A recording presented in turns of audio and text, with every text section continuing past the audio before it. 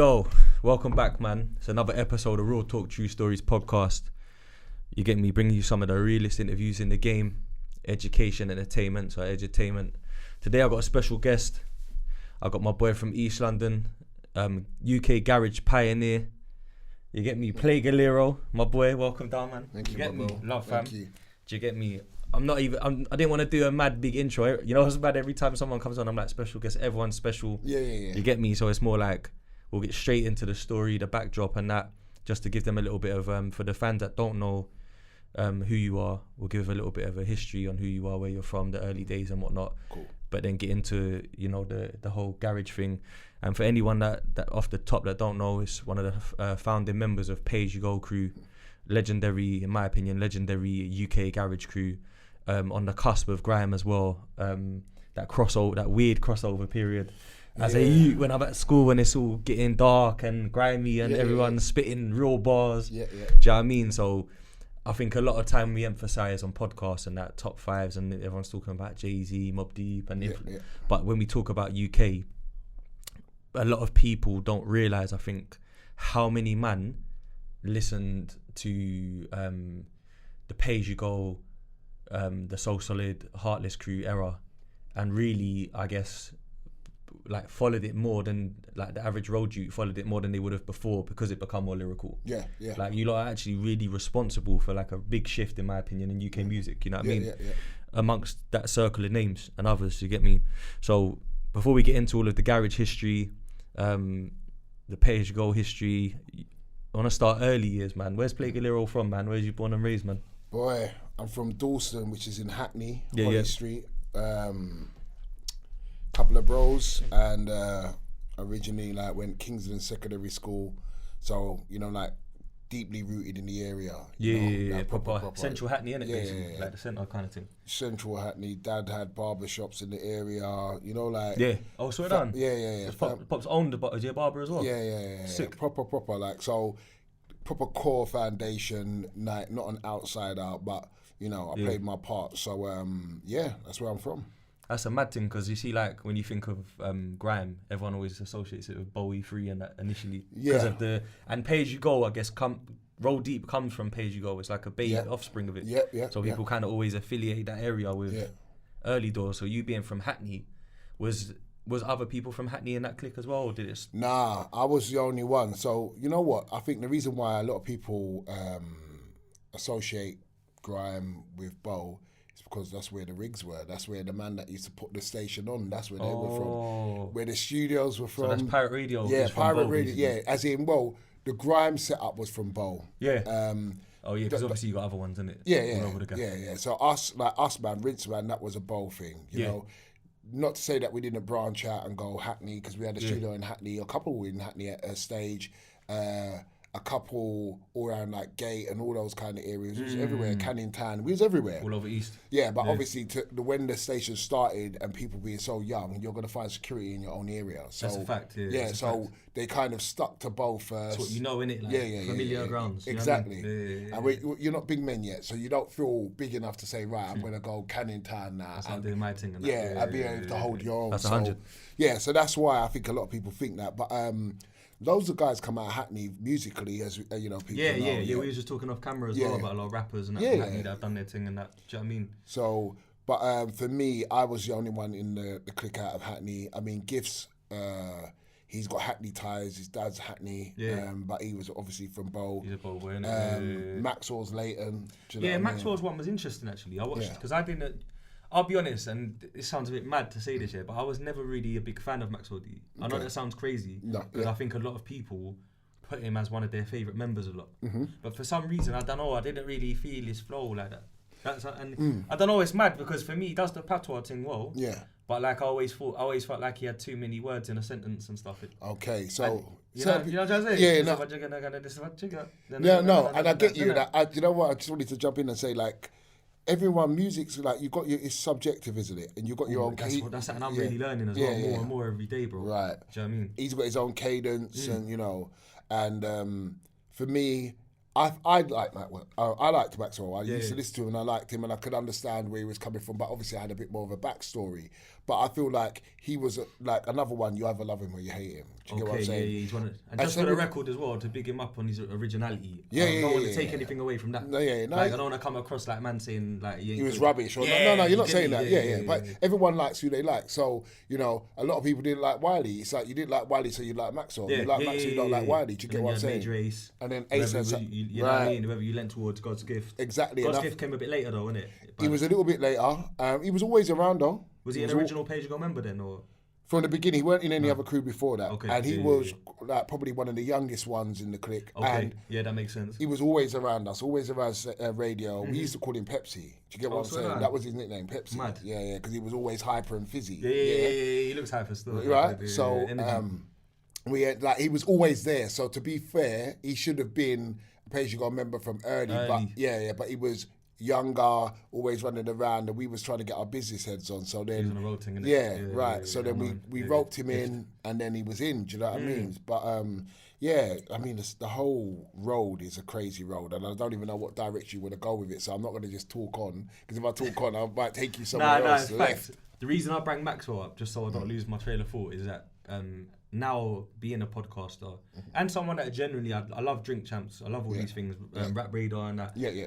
Just to get a different, because the Breakfast Club, you're gonna get a surface level interview about the new album. Yeah. When you get deeper, I saw Maxwell D on Young Spray's podcast. Yeah. And because Young Spray's from Walthamstow and Maxwell D was kind of from Waltham Forest or whatever the area comes under. They knew each other. Yeah. And he lived in Walthamstow apparently at one point. Yeah, he did this though. Yeah. So it's like I didn't know his story, and then it's like he's from Peckham as well a bit. Yeah. Like, and that was kind of interesting. So I kind of got a feel. I know it's like that where they're cousins from Acton, the other Bridgens, the other cousin or on their mum's side from Bush. Yeah. They live in fucking Ealing, but so they're connected in all three ends of Red. So I know it's like that. So as soon as I started getting him, I liked his story more. Yeah. And I didn't know as well until watching it how kind of early he was as well. As a solo, on the solo tip. Early. Well, his dad's been in the game for years. Do you know what I mean? So he was always in the music. Music was in his blood. So and then, you know, everyone's got their own connections, and he had, you know, the Slim Things, and they had a little kind of different angle than us. Do you get what I'm trying to say? That makes sense. So he slipped in different places. And that's what I bring him up, because he weren't from Bow as well, right? Yeah. So you had different little parts of East and that in Page Go. Yeah. So, alright. You grew up in Hackney, just to stick to back to the kind of script. You grew up in Hackney, well established in there. How did you meet these youths from Bow or from Rinse? Let's say Rinse, because I feel like your circle turned into Rinse. Right, cool. If I'm being honest. So we actually met them via. There was two ways. So my brother was playing football with Ace, yeah? Okay. So they played for a team Major Ace called Britannia. Man, God bless. And there was, you don't know. I was going to get to legend, that. We will. But so he was playing football with him, and he was a left back, cold, you know. Is it? Cold, brother.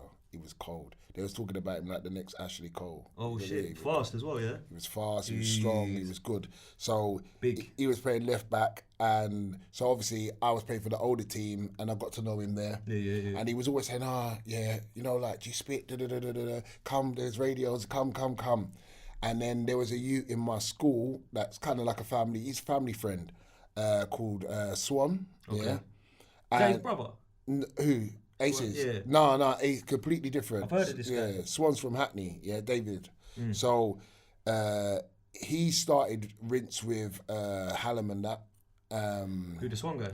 Yeah. Okay. And we were on Chilling. Like we just started, we just got onto Chilling. We was probably on there for a couple of months, and he was always teasing us like, I got a station. It's better than Chilling, than Chilling. But I ain't going to let you on, kind of. And I'm like, what do you mean, man? Like, kind of thing. But the show, me and my brother's show was starting to blow up. So, boom, literally, I met them lot or got to Rinse through them too, because it was kind of like, David said, come to a meeting. And Ace said, come to the same meeting. So we're like, cool, we'll come to the meeting. So you're going to buck at the same meeting anyway. At the same meeting, yeah. So that's really how we got brought into the whole Rinse setup. Right, cool. So actually, Major Ace is the first person you met? Yeah, outside of the people that I knew, it was Ace. The Hackney circle. Yeah, it was Ace. I didn't even know that, bro, because I always saw I feel like you was always closer with like the Slimzees and super close with Slim. Yeah, you know super what I mean? close with Slim. Super close with G. G as well. That's it. Yeah, G. Because So, always a fit in my mind. I always tied you to them for some reason. Like you lot early, very early. yeah, but I think you know, like when you look at life, you get certain brethren that me and you can go link this brethren, but then you got another brethren that maybe me and you can't go there together. You can go, because I don't really feel him. Do you get what I'm trying to say? It's not beef, but we don't click. Yeah, exactly. Click. The energy's a bit off. A don't bit really different. feel him like that. You get me? Right. Yeah, so what Slim and G were on was different than what Ace was on. Like Ace, if you know him, all he wanted to do was have fun. Like make everything funny. Like he would never be serious. Like you can't be serious about nothing about him, right? And G and Slim, G and Slim have got like a time period. Like we're doing business, we've got to be serious.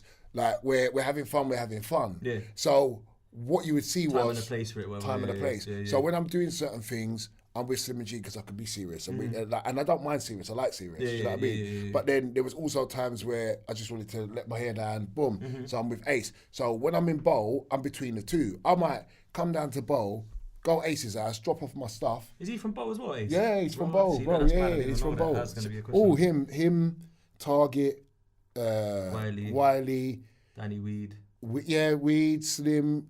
The only one that ain't from Bowl, I think he was from Bowl originally, but G was Isle of Dogs. Yeah. That's kind of Bowl, isn't it? But well. yeah, exactly. I noticed that. Like when I used to go, when I was young and doing grime, and I used to go check certain people. Yeah. People used to be over there and they're Bowl guys still. Yeah. You know what I'm trying to say? He was.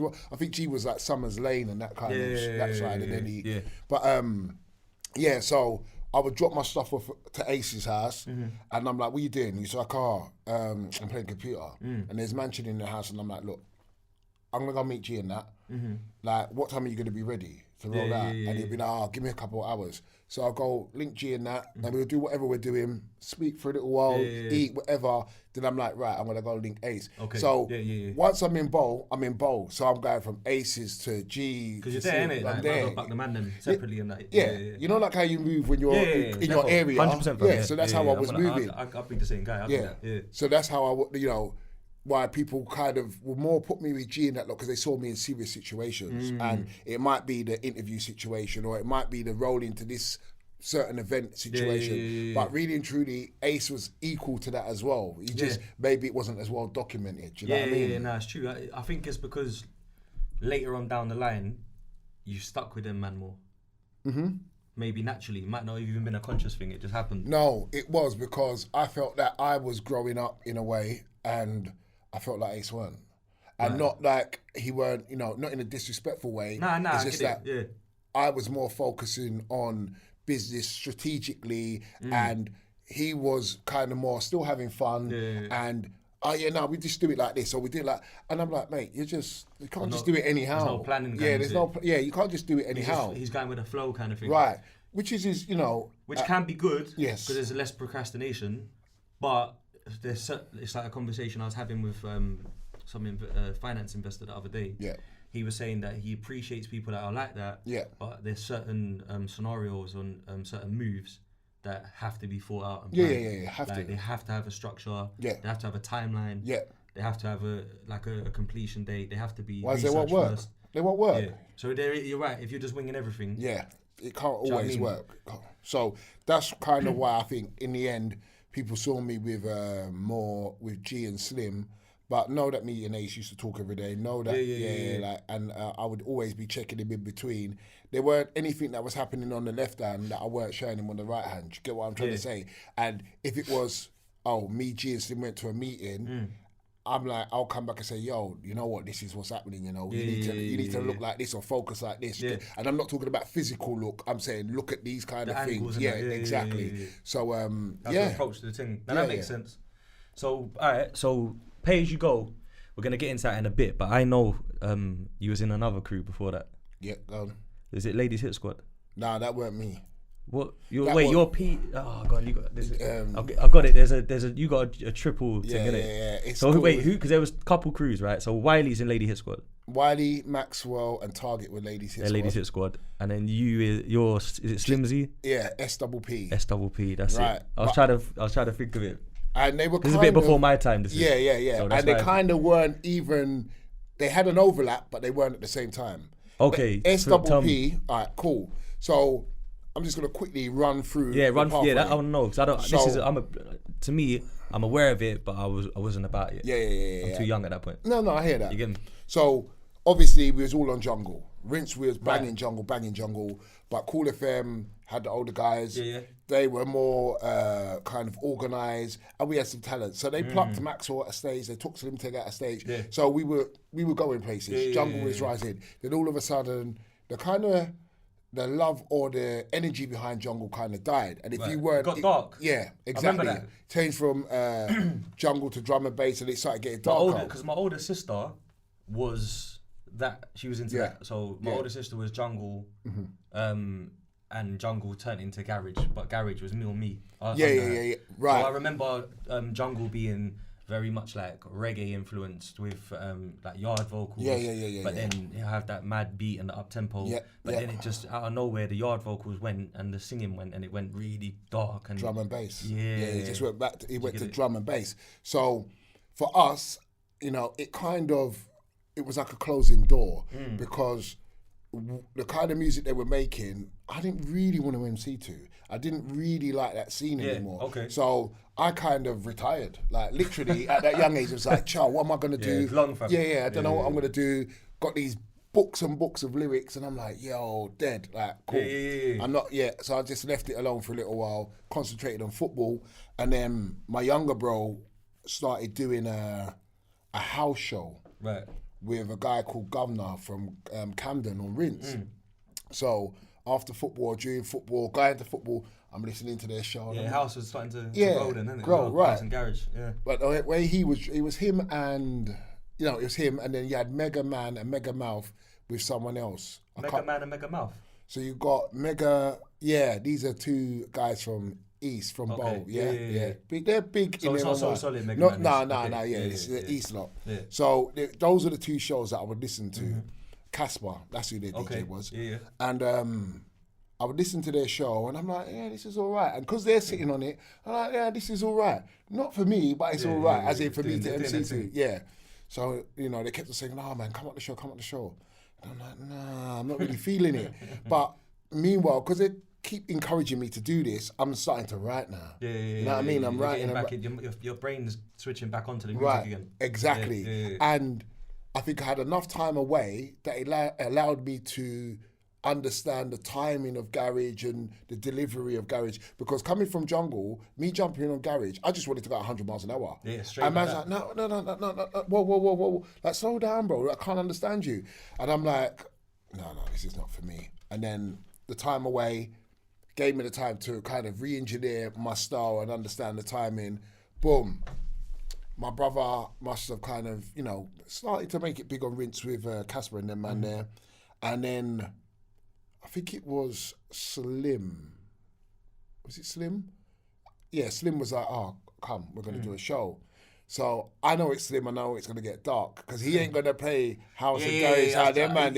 You don't strike me as that kind of DJ. No. So I was like, all right, cool. White geezer as well, like one of them geezers that likes the dark side. Yeah, of course. Drum and bass and that kind of thing more. Bro, anything that's dark, Slim's on it. So because even his grime was like that, innit? Yeah. Well, this is the thing, right? So he drew me up, and I'm, listening to the beats, and I'm like, all right, pulled out my little pad. I'm like, yeah, try this one. I'm like, rah, this fits. But equally to Slim as well, if they're playing it at 125, Slim's playing it at 130 or 1. He's making it. Yeah, he's like speeding it up a little bit. And I think the thing that people don't really know about him, Slim's character's massive. Like, even though you see him and you think, oh, quite chilled, simple. Yeah, I've never seen him talk, I don't think. Nah, man. I'm not around him. I've only seen him from outsider. He's massive. His personality is massive. He's funny. He's quite intelligent. He takes in a lot of information, but doesn't really speak, right? Yeah, which is smart as well. Two ears, one mouth. Right, exactly. Right. So, and he would always encourage you. Like people didn't kind of look at Slim like that, but he would always encourage. Yeah. And if he's got a $5, he's splitting that 250. You get what I'm saying? Proper loyal, good brother. Yeah, good bro. And that. Yeah, proper. Yeah. So he started the show, and I'm listening to the timing. Got my pad out. And he's like, ride. And that's the thing that no one really sees. He's the one that's encouraging you to MC. So he's like, ride. So ride the rhythm. So you're riding the rhythm, and he's like, go, next one, I'm going to drop it. Another one. On it. Yeah, so before you even know it, like, people are thinking, that kind of pay-as-you-go tempo and smacking up rhythms was because the MCs decided to do that. You know what's funny? I used to DJ before I started MCing. Yeah. And I kind of, because my dad was a DJ, and I understand DJing on a different level because of my dad. That's mad, I didn't even know that. Yeah, my dad was like, used to DJ reggae and Motown. And that's crazy. So you see, man, when I know that a DJ controls a lot of the sound system culture anyway. Exactly. Even if you got mic, man. And when I say DJ, it's not in like, because a lot of Jamaicans are DJ as an MC, innit? But you see, like, the actual DJ, the disc jockey, when they are controlling it's like EZ, for instance. Yeah. If you're an MC and you're jumping on with EZ, bro, you better know what going. He's controlling it. You got to keep up, basically. Yeah, bro. You know what I'm trying to say? Yeah, 100%. He fascinated me. Yeah. When I was young, I used to go to the under 18s rates. And one time, like, bare young, bro, like, I used to be out here, but I was in like mad dances at 13 and that. Yeah. I done the same. Cousin and that. So man was in one dance. And I'm like, I'm supposed to go there for the girl, innit? Or the things and that. And I'm there, leaning over the DJ booth, like, watching EZ, bro. He used to, like, take the records out, angle them in the record box. And it'll be ready, it's ready. So it's like, he mix it, boom, crossfade, the next record, flip, boom. He was moving at such a tempo. He's techie, boy. And dropping on beat and that. It was like, fam, this guy's a fucking genius, bro. Yeah. Like, I want to be like that. Yeah. I'm going to jump on there. Yeah, I'm like, yo, my dad DJs already. I've got the basic knowledge of it. Yeah. I was a terrible DJ, by the way. I've said this bare times. I was shit at DJing. I was good at, like, selecting the right rhythm at the right time and dropping it. Yeah. And cutting it and dropping rather than actual mixing. Yeah. But yeah, so I get what you're saying with Slimzee. That's my point. Like, I could tell. Yeah. He was in control. He was in control, man. And it was never a forceful control. But he's the one that made us want to ride. Because obviously you got to look at the technique of what we've learned and where we're coming from. Jungle was a rider's, but obviously you know you had your spaces to ride. Yeah, it's true, because you had them breakdowns of the vocals and stuff. Right. And it's a longer rhythm. And be no beat, and then and then drops again. Right, because the build up, those jungle man there made the rhythm different. You know, like proper. Yeah, like a 5-minute tune is a tune. Yeah, like little bridges and stuff and drops and. So we knew that we had loads of spaces to ride, but when it come to garage, we weren't 100% sure. Like, we would ride over vocals, a man like. You know, certain DJs will look at you like, what are you doing? Like, what were you doing? Like, and will lock off the mic. I always found out it was awkward. Lock off the mic on you. But you just wanted to MC, and that's coming from Jungle. Whereas Slim wanted you to MC, played less of the vocal in tunes, and wanted you to ride. So, kind of taking a quick snapshot of what we'd learned. Now going into what Slim was doing with garage, it was like, you've given me jungle license on garage. Yeah. So that is why we're smacking tempo, smacking rhythm. Do you know what I mean? Yeah. So by the time the rest of them came, or not even say the rest of them came on board, you got to remember, the station follows, there's always a top DJ on the station. Yeah, facts. Right? And they followed Slim. Do you get what I'm saying? Yeah. They followed G as well. Target was a little bit different. You know, they competed. He wasn't very good, bro. Target. As a DJ. Yeah, in my opinion. No, but you know what? I like Target as a person. Yeah. He's actually like helped me out with a few things, and I respect him. But as a selector, I don't rank him that highly, bro. If I'm being honest. Well,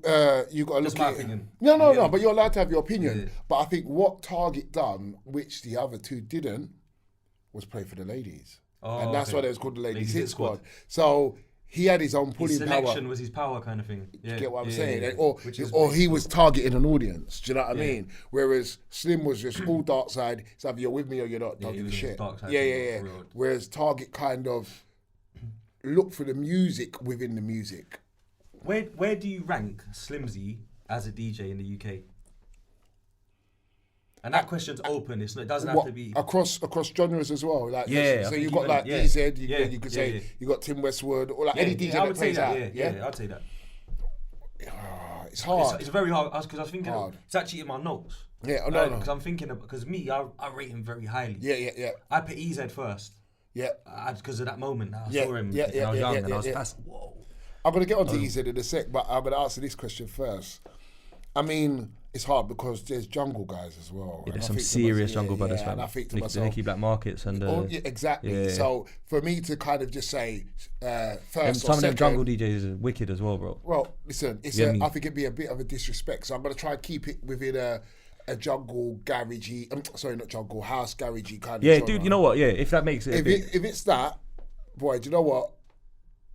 I have to give it to EZ as number one, like because of the length of time that he's done it and the consistency. Yeah, but I still believe there was a time where Slim was number one with him. Yeah, number one with him. And if we're going to look at the split and the divide in Grime and Garage, then Slim was number one. Yeah, do you get what I'm saying? Like, but even to what you were saying about Mac 10 was good though. Yeah, no, Mac was good. Mac was good. Mac was good later on. But Slim was the guy, man. Look, I'm not going to leave Fonty out. Fonty is a bad boy selector, you know. He's a bad boy selector. Don't sleep on my man. He's a multi-genre bad boy as well. Like, don't sleep on my man. Them man are the man that will play a garage rhythm. Yeah. And then come in with a reggae tune and then go back out into a jungle rhythm, all in the same mix. I think if you was to walk into they call it Chris Biscuit, innit? That's what you call it. Chris Biscuit, right. Now imagine if you're going to walk into a room and I'm saying to you, read the room. Yeah. I think Fonty reads the room. Yeah. Proper sound man. Yeah, he reads the room. And if you're saying no one in there is gonna dance, you can't make no one dance. He'll make them dance. Yeah. Like whereas I think like man like Slim, he's coming to do what he does regardless. And you better be enjoying what he does, or you're not gonna like it. Exactly. So two different type DJs. Two different type DJs. So I would definitely give him number one. If we're gonna talk about Grime, number one. Yeah. If it's the garage crossing over into Grime, then I think he was number one at a time, but EZ would always hold that title for me. Yeah, because I was always, as someone that MC'd, I was always someone that was very, very critical on who DJs for, man. Yeah, 100%. Because they can fuck up your whole thing. Yeah, have to be. You get me? Like, drop it off beat. Yeah. Pick the wrong rhythm at the wrong time while you're in the middle of a mad 16. Yeah. Do you know what I'm saying? So I always respect the art of DJing. Yeah. Slim. You have to. So yeah, I think I'm on the same page as you with Slim. I put Slim in very high regard. Yeah. Differently. You know what I mean? Different. And also, like, growing up in West, man being a West boy, I think West was kind of like, you was never really in the grime scene. So a couple of the producers were. Yeah, that's fair. But like, there wasn't like the West MCs and that, only later on SLK and that North Easy when they started trying to pressure the game and clash Nasty Crew and that they strong arm their way in. But like, we had Garage obviously in West. Yeah. Sharky P's my brethren, you know what I mean? Red Tete, Johnny Cash producing and that. But my good friend growing up was a youth called DJ Eastwood. Clint. So DJ Eastwood made that Are You Ready? Oh yeah, that's a tune. Yeah, that's a tune. Are you ready? So my man, we used to he used to engineer and produce, but he was like the Northwest version of like Wiley, you know, like you go to him for a dub, and he's gonna give you an exclusive to jump on, and that as Young G's, you do your 16 bar tunes, whatever. So he showed me one time, bruv, he's like, fam, Slimzee, bust me. You get it? Like, that's why I bring this up. Because he made a Slimzee special of Are You Ready? Yeah. DJ Slimzee. Yeah.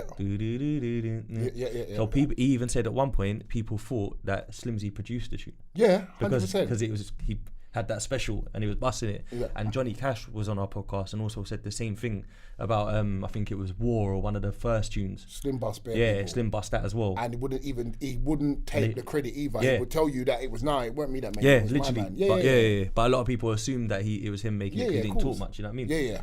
But yeah, that's like how instrumental he was as a DJ. Like he was kind of like the dub plate king at one point. Of course, bro. The dubs were mad, bro. If he played it, you know it's going to be big. You know it's going to be big. Because as much as Wiley was like one of them pioneer producers in grime, you got to feed Slimzee the tune for it to get.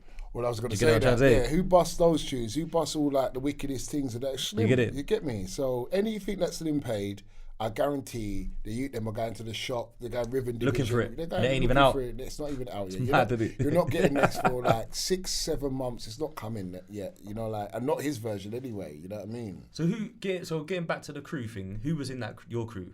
So the SWP? Yeah. Okay, cool. So yeah, we know what we got sidetracked. So it happens. The jungle. Yeah. Then we went into the Grime, the garage. Yeah. And it was me and Slim. And then I brought in Paco. Yeah. Mm-hmm. Now Paco was an older from Bo. Yeah. And to be honest, them man were the first ones that kind of took us under their wing.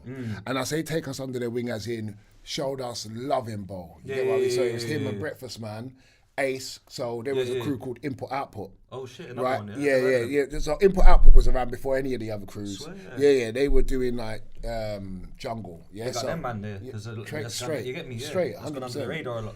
So he brought us in, was showing us love. So it was them man's house. I'll go and jam out. And then when we sit down to write lyrics, he's like, "Oh, P, I love that lyric, but you know, like, give me one like this as well, because I got one that goes like this, and you could feed off the back of me." So we'd be strapping in their house.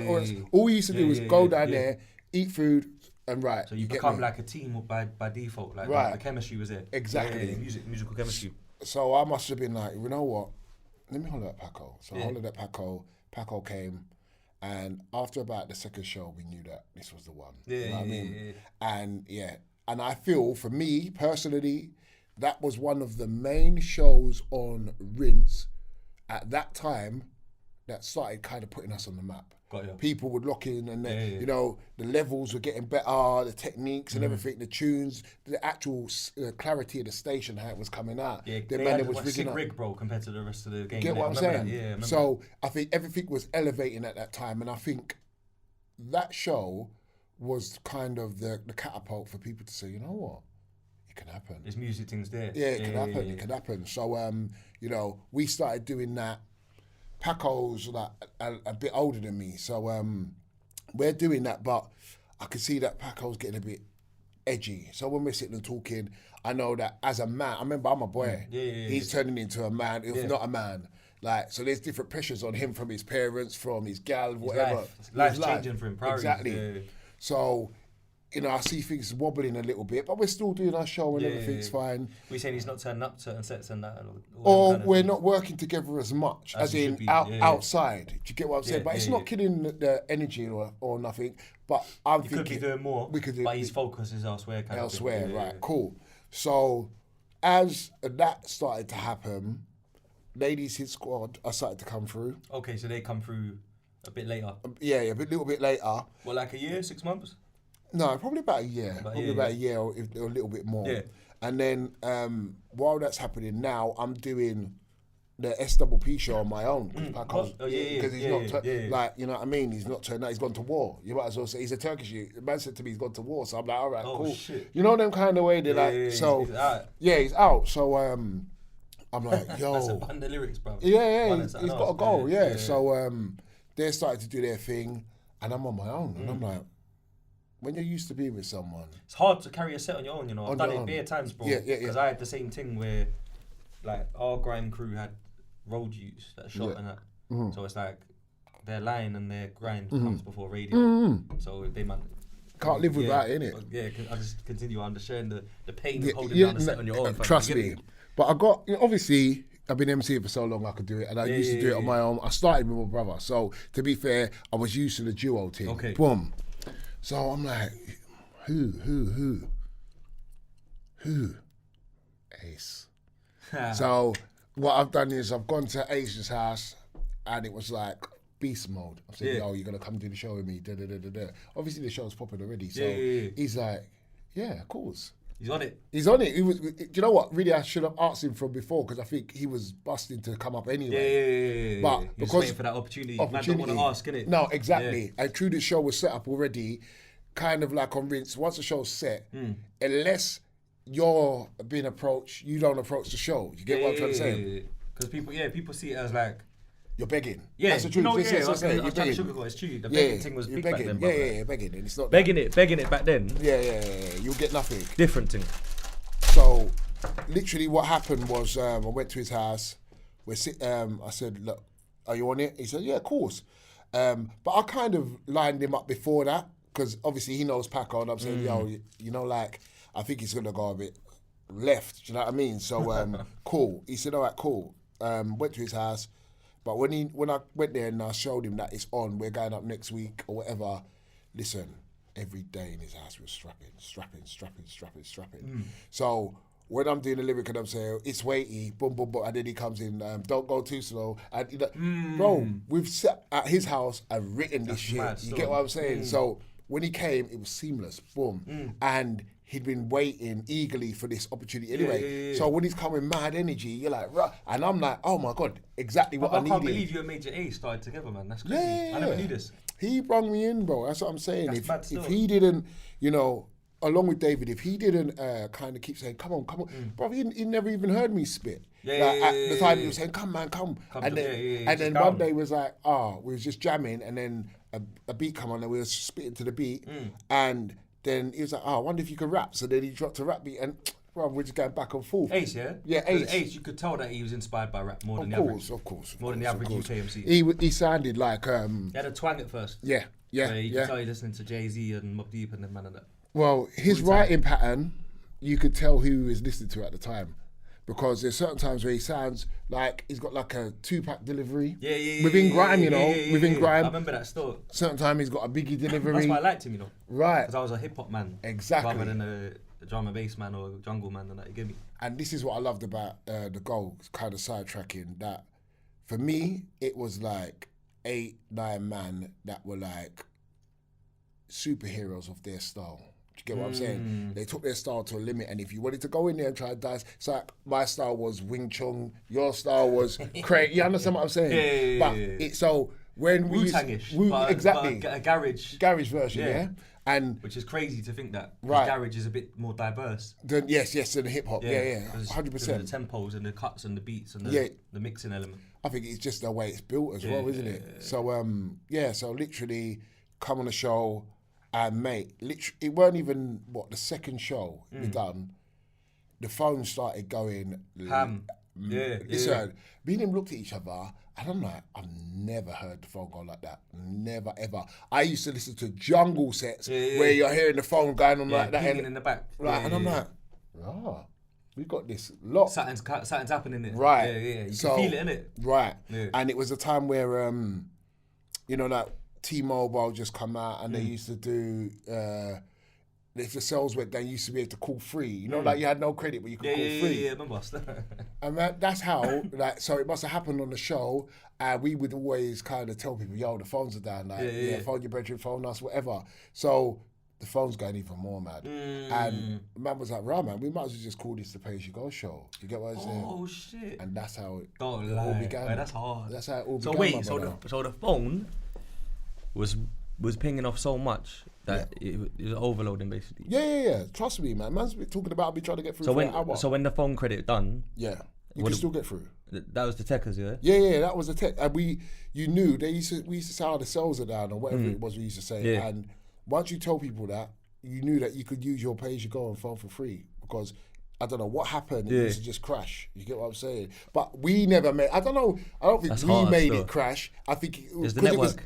It was early development, innit? So there's certain times that the network used to just crash, and I'll be on the phone to my brother for hours because I had T-Mobile. That's crazy. 3 after 7. So is Slimzee DJing for you two? Yeah. So it's Slimzee, Major Ace, play Alero, and that's that. The phone's going mad. Yep. Rinse FM. Rinse. And you're saying, it's Pay As You Go show. Pay As You Go show. Yo, that's legendary right there, bro. So that's how I didn't even know that. That's how it started. That's mad still. So essentially, you three are the forefathers of the Pay As You Go crew. Yeah. 100%. The people that are making the name, starting it, even if you aren't aware that it's happening, it's happening. Yeah. That's crazy. So Ladies Hit Squad are doing their thing separately. Yeah, so their show was, I think, another day, around the same time, but another day. So they was doing their thing. So we used to listen to them quite a bit. Yeah. So, why would it, you see how you're saying they cater towards the girls in that, Is that even like Wiley, so it's Wiley Target, who else is in there? Maxwell D. Yeah. Are they like spitting lyrics for the girl element? Is that what they're doing then? Spitting, or are they still spitting? I think Wiley had some girl lyrics. Obviously, Maxwell's always going to cater to the girls. Yeah, be honest though. He had a few early ones. He's always going to cater to the girls. So, and I think. And what genre was this? Jungle as well? No, this is Grime. This is Grime now. It's like, garage. Yeah. So that's that. We've got to get to that part because that part's a bit techie. Yeah. Garage. It's garage. So okay, cool. So they're doing the garage because I remember Wiley had Nicole's Groove. Yeah. That's phase 1. Phase 1, yeah. But it was Wiley who made the remix on the vinyl, right? Or the original as well. No, he made the remix. Hard tune. A lot of people don't know that, innit? Yeah, bro. I think a lot of people don't know that still. I think Wiley production as well, man. So you know, like stars aligning and things happening. Yeah. So I'm saying to you, rah, the phone's popping off like this. Yeah. I'm feeling like, rah, like, what's going on here? Wiley made Nicole's grooves. Yeah. And I'm like, you know, like the energy, the hair on your back of your neck. I'm like, yo, this is mad. Like Something's happening, isn't it? Something's happening, bro. Like, yeah. Trust me, that's where it all began. All of that kind of set up. And for me, this is what I'm saying, like, he targets just catered for the girls, as in he would play more of the vocal tunes. So you would say, he's catering for the girls, but that was more of the original garage. But then he would be able to drop out of that into the Wiley tunes. Okay, yeah. You know, so they had their own little niche thing going on, you know? So it was Wiley making, obviously he was producing still then, but he wasn't known as a producer yet because Grime hasn't happened. No. He's just doing his thing, whatever, experimenting. Yeah. Nicole's Groove was probably his biggest thing at the time, but did he have another, because I don't want to blur the timelines because sometimes I'm bad with timelines, bro, like naturally. But I remember being young, being in my brethren's yard, and I remember all up to that time, Pay As You Go was like, you know what? Pay As You Go was like all over every tape pack, Sun City, like everything you can Sidewinder, whatever it is, everywhere, Pay As You Go. Then kind of out of nowhere, Wiley's becoming a bit more prominent because he wasn't prominent at the start, in my opinion. He used to pop up and have bars here and there, boom, boom, boom, couple reloads and that. And then I think he was called Wiley Cat or something. Yeah. And it was I Will Not Lose was one of the tunes I remember. Yeah, that was coming. But is that garage or am I moving ahead too quick there? No, I think it's just a little bit later than the period that we're talking about now. Just a bit later, innit? Yeah, a bit later. Like, so to rewind to the Pay As You Go thing. Yeah. How does the Ladies Hit Squad get recruited to your Pay As You Go show? I think it's just through conversation. Yeah. And I think a bit of me, to be fair, and I say why I say a bit. Bruv, you gotta take the you gotta tell. You know what I mean? Tell her how it is. When I'm saying me, I'm not saying it in a big anyway. Yeah. I'm just, like as I said to you, when the shows are locked, they're locked. Yeah. Like, you're not. Like Heartless Crew ain't gonna bring in other people in until their show's locked and it's moving. Yeah. Facts. Whereas I looked at it as a takeover thing. Cool. I looked at it as we've been waiting for so long for an opportunity, and I appreciate them and their style as well. Yeah. I'm like, you know what? If we band together with the way it's moving now, no one could handle us. Yeah. You saw the vision. Exactly. Yeah. So that is kind of a conversation. That's going to be you're saying that's blood. That's going to be the biggest show on radio, point blank, period. Well, we had the biggest show on Rinse, me, Slim and Ace, like hands down. And if you're taking them and putting them in the mix, it's a mad thing. Exactly. Yeah. So, and now you've got two DJs back to back. Two DJs that like to play slightly different things, but can handle the same tempo. Cool. Then you've got Wiley with his style, plus production as well. G's got production at this point as well. Yeah, I was going to ask, where's Genius at this point? G's the Don. G's the Genius boss. Is Rinse, right? Yeah, he's Rinse. That's the mad thing that I always people think they sleep on that a bit still. Yeah, no, do you know what? I actually didn't mention it, so I kind of slept on it as well. But so when I'm talking about this show with me, Ace, and the Pay As You Go show, yeah? Yeah, the Pay As You Go. Don't be fooled.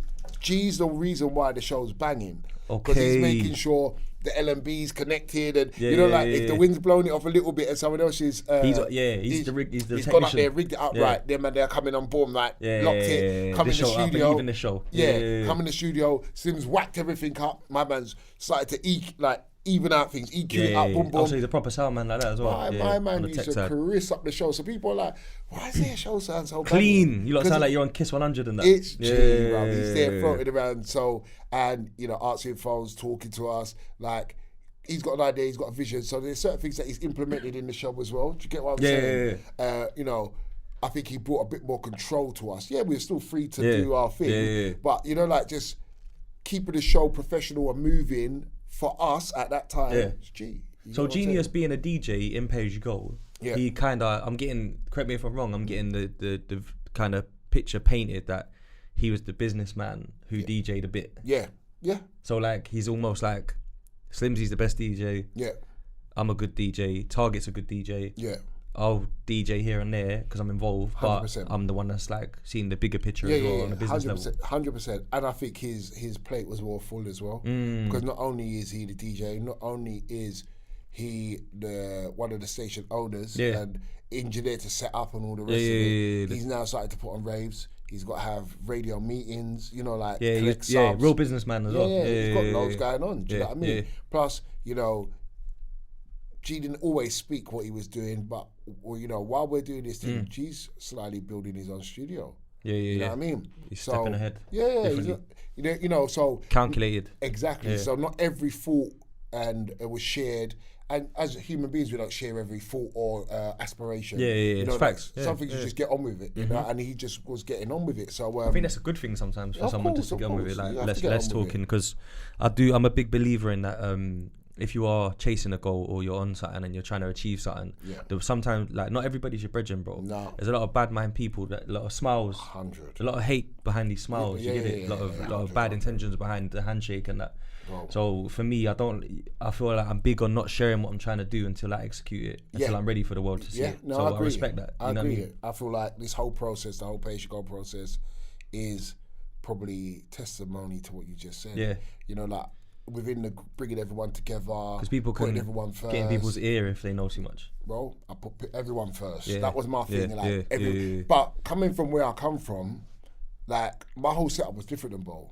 Yeah. You see, from Hackney, we're riding. Yeah. And if you mess about, like, and you try and snake us, bro, you're gonna get dealt with, and then you're out of the situation, and you're kind of like black sheep. You get what I'm saying? Yeah. Even throughout the whole man will be like, nah, he's a snake. So they, you know, like certain men might tarnished. Fuck with them, but they're not really. You get what I'm trying to say? But you're never bringing them in. Yeah, you're not getting bust or nothing. Yeah. So when I've gone to Bo, you've been blacklisted. Exactly. You get me in the hood way. Exactly, in the hood way. Yeah, of course. So I've now gone on to rinse and into Bo with the same mentality. Yeah. But what I didn't realise is their man's mentality is not exactly the same. Nah, it won't be. It weren't exactly the same. Hackney's concrete jungle, bro.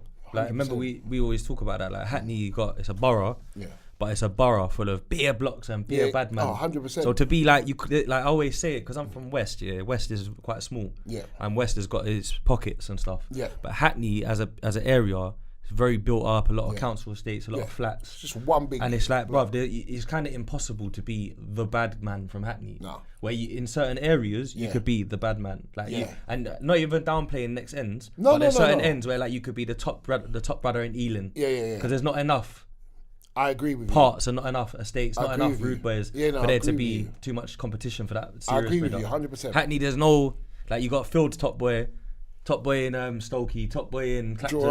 Draw a line, bro. Fields and Holly Street are separated by a road, bro. Do you get it? A road, not even literally. a high street highway, a road. Then you got Homerton around the back. Homerton up there, yeah. You got Stokey, so you leave Dalston, you got Stokey. You've got Pembury, you've got, you know, like there's so many bare bits, bro. Every little twist and turn you go, every time you touch somewhere, you're in the next bit. And we're talking about old school Hackney, fam. Like, not like how it is now. No, people that don't know, the youths and that, you get me? We're talking about the jungle, like there's a concrete jungle. You can snake around from all back streets and get from Dalston to Homerton to Clapton. You get it? Yeah, not like this one ways main road business. It's like no, because it's funny, because I always saw it as a massive area, but I'm there quite a bit as well, and I know like people there, and they tell me, nah, it's small. It's tiny, man. But the thing is, it's not.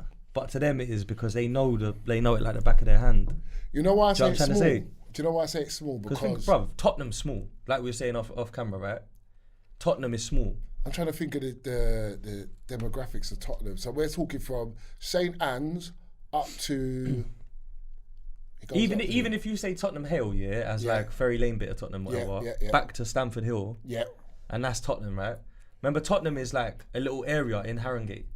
Harrogate is the borough. Hackney's actually a borough. Yeah. No, I get that. So Tottenham's a wicked area, you know. For the size of it, away from the map for that size, you get it? Okay. So that's what I mean by small in terms of... I had to sit up for this one. Look at Hackney on the map and then look at South London on the map. Oh, you get what I'm saying? So that's why I always looked at Hackney as small, because I'm going dances and not only are... I say we're small. I think maybe sometimes small-minded in the fact that within our fractions, it was just that. You got Holly Street, Fields, Pembury, you know, like, whereas we didn't click up like that. Don't get me wrong, man went to school, so we're friends and everyone knows people and cousins and and certain age groups would move like that. But you see, as they start getting younger, bro, you're from this area, you can't, in Hackney, you move like that. You get what I'm saying? So Bow is different.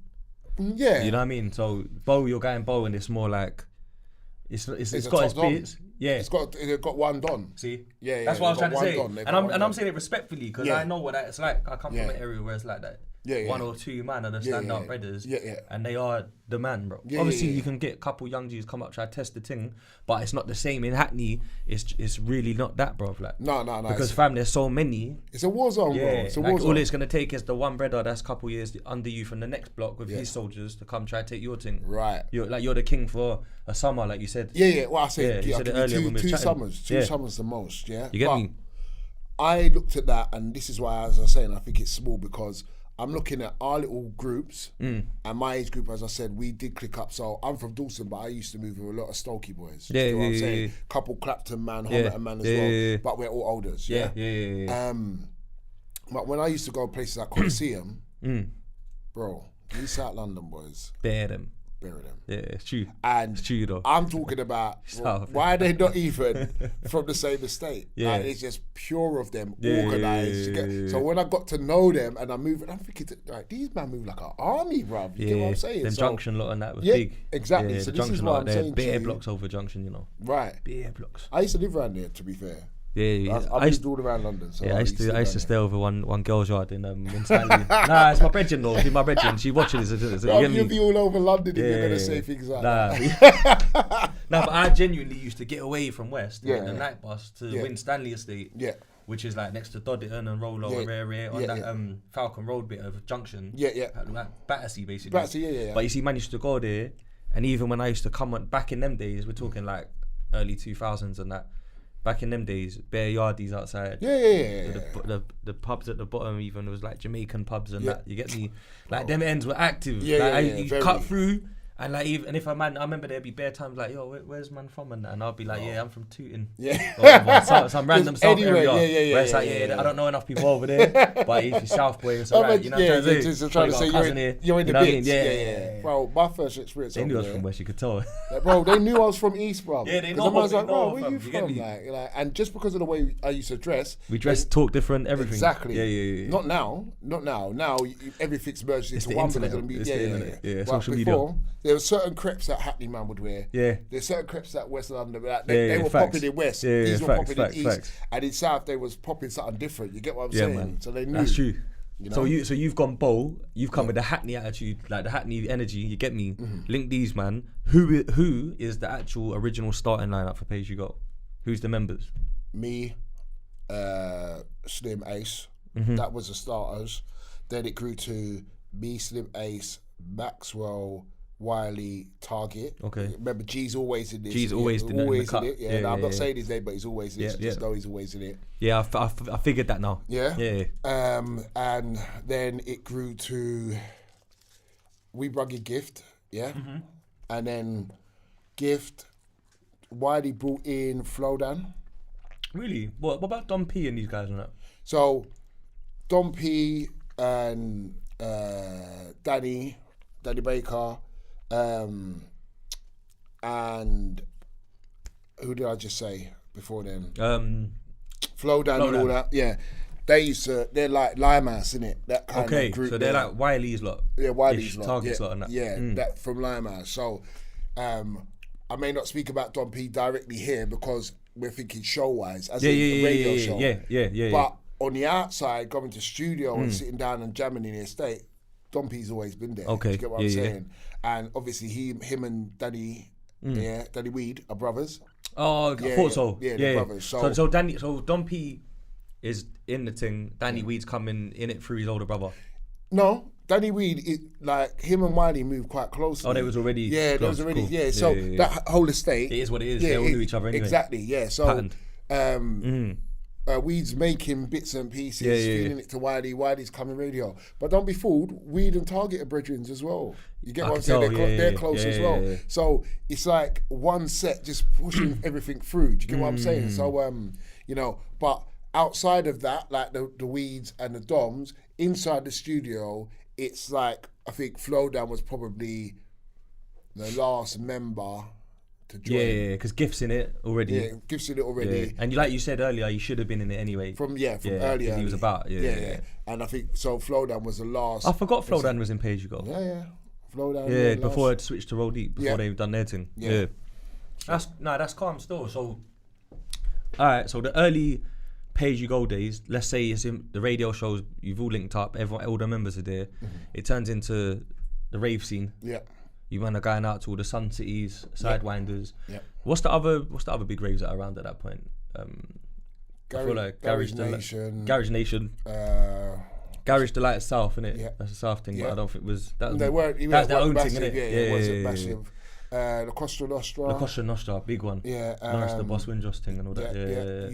You said one earlier, Sidewinder. Sidewinder. Yeah, were they a little bit later? Or Sidewinder, or were they around? Yeah, a little bit later. They didn't. Yeah, they kind of come in and come big. Yeah. I remember that. Took everything. But because I used to buy all the tape packs for the other ones. Do you get me? Yeah. Look, but do you know what? I feel that I enjoyed the Sidewinder tape packs more. Yeah, that's why I think they're so prominent. I feel like they literally took over the game, bro. Yeah, they did. They put on the big events, booked everyone, and the way they done the tape packs. Yeah. You know what used to be fucking piss me off, blood, about the La Costa Nostras and the Garage Nation. I know what you're gonna say. You buy a tape pack. Yeah. You get some 2 little average garage sets, like not to downplay or belittle the DJs. You get me? I'm not even gonna say the name because I can't remember verbatim, but you get like Rossi Luca or whatever. Yeah. I mean, it might have been later though. I'm just an example. You Norris the Boss Windross, Martin Liberty Liner, whatever. You get the set, cool, nice little soulful garage set, whatever. It's alright. But we're buying the tape pack for the set, fire. For the fire. You get me? Especially my age group. But then again, I'm thinking in a narrow mindset because there's probably older dons that probably thought, fucking all these lot shouting on it. They want to listen to that set.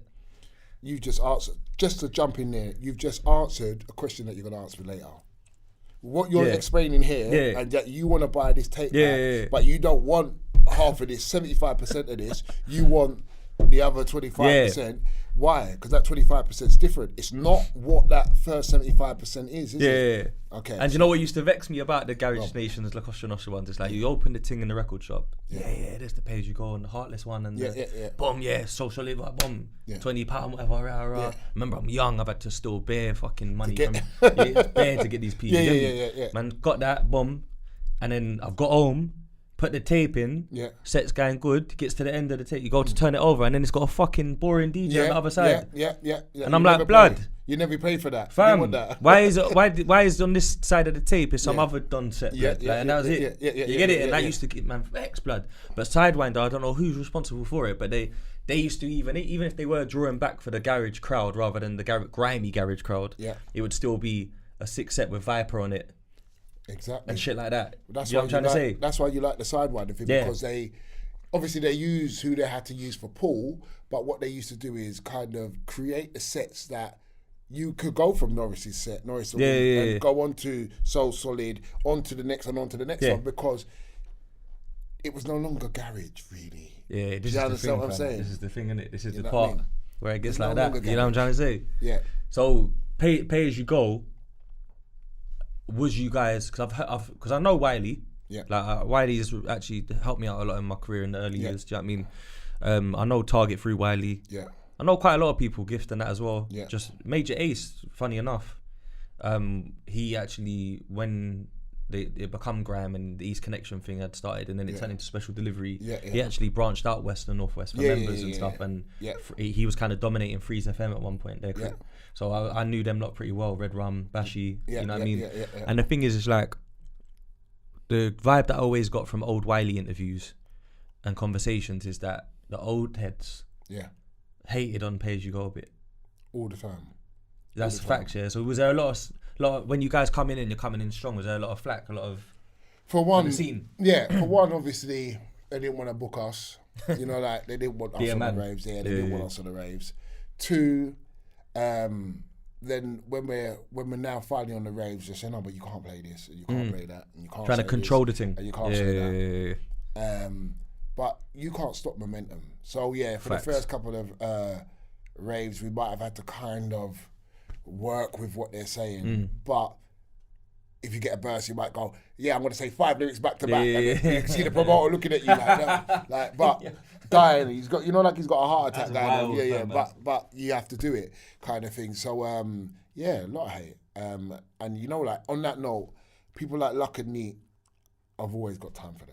Because big duo. They were the first people to truly start embracing man. Really? I wouldn't expect that, on mixtapes and stuff like they loved it. Real classic duo, man. Yeah, but I think if you listen to the way that MC Neat spits, you could tell that He's a rude boy, man. But he's from a place where he likes spitting. Do you get what I'm trying to say? You get what I'm saying? Like, so, I don't know Winston sound. He was hard still. Do what you do. Yeah, he was cold, fam. He was cold. I was in the dance, skanking to my man. I'm not gonna lie. Brother, a lot of the early garage MCs, I didn't really like a lot of them, bro. Like I'll probably end up having people on the podcast and that, and have to explain myself to them later, innit? But fuck it, blood. Like I used to go, and it always used to be like DT books at every rave that I was at. Yeah. And I used to think, fucking hell, blood, he ain't even got bars, bro. He's just making sounds and hosting. You get it, like, and it used to jar, man, bro. I used to see it as like a filler before the real. We love you, come. DT, by the way. Yeah, this one, but he's actually a legend. Yeah. But this is the thing, because I'm not gonna put my age out there, obviously, but because I'm a bit younger than you lot's generation, but I'm older than the youngers. I'm in that space where my older cousins and that red tear. Do you get it? So it's like, I know these men are 30. Yeah. CKP, legendary MC, Creed, OGs, do you know what I mean? But it don't necessarily mean I have to feel it. You get it? That's the thing. I rate it, just didn't feel it. Didn't feel DT, bro. It was maybe before my time. Yeah. Like, I'm coming in, and the maddest thing is, what I used to get from a lot of the interviews and stuff is that them man there kind of look down on the oxide and neutrinos and you get it, because it's not their garage thing. Do you know what? It's not that. Do you know what it is? It's they can see a shift. Yeah, and that means you're messing with their money. Okay, you get what I'm trying to say. That's the truth of the matter. PSG and it's the not. Oh, I don't like the oxide and neutrino sound. I think people couldn't care less. Do you know what I mean? Some people are scared of change, innit? Exactly. And if it means that it's now cutting into your paper, if you're getting booked, that's true. No, you're right. That's what really I noticed. It wasn't about whether you liked our sound or not. It was the fact that you could see change was coming, and that can you ride with the change? For MCDT, maybe not. I'm not saying he doesn't have a place, and he might not have, while we're going, blah, blah, blah, and he coming in, ones and twos, might have blew the place up. But how many times are you going to jump in and blow the place up? Maybe you might get 2 of those for the night in that setting. You get what I'm saying? Whereas us can go on for 2 hours like that. Do you know what I mean? Facts, so I think that's why a lot of them didn't like change, because they knew fucking up the bag. It's the bro, the bag. Everything's about the money, bro, in business, innit? Let's be honest. Yeah. So I get that. That makes sense. That's a bit of clarity actually as well. Because me, I'm a fan. Remember? I'm not involved in that scene like that. Yeah. I become involved in grime. Yeah. I done garage, but I was in a youth centre day. That's youth centre days, man. You get me? So that's interesting, because I feel like there was always a stigma around it where the old garage boys hated on the new. Yeah. Do you know what I mean? Simply change, man. So in your opinion, right, and correct me if I'm wrong, you never ventured into grime ever. A bit, but not in. You didn't. I think you fucked with it, but you never pursued it like. Okay, so I think we should clarify what garage is and what grime. This is what, I think we might as well do that, because you want to get that out of the way. Because I've been dying to ask that, but I'm trying to time it in it. So if you're ready, let's do it. Well, no, do you know what? I don't want to mess with your time and your show. This is great. This is perfect. It's perfect, bro. It's your show today. You get me? So what is garage and what is grime? So give me where you believe that, because for a man there's to say... so many different opinions, isn't it? Yeah, but for a man to say that I didn't really mess with grime, like, I don't think that's correct. Yeah. I don't think that's correct by any stretch of the imagination, because I feel that by the time we was doing our thing, it was grime. Like, what's Creeper? Is that garage or is that grime? Grime, man. So then I was messing with that stuff for a good few years. Right, here we go then. Let's get into it. So Pay As You Go. Yeah. Our grime crew then. 100%. Participating in garage. 100%. Choosing the dark side garage beats that you can ride, like Buddhafinger and them kind of Trek 138 and these. And playing Slow Down Jungle as well. Right. Yeah.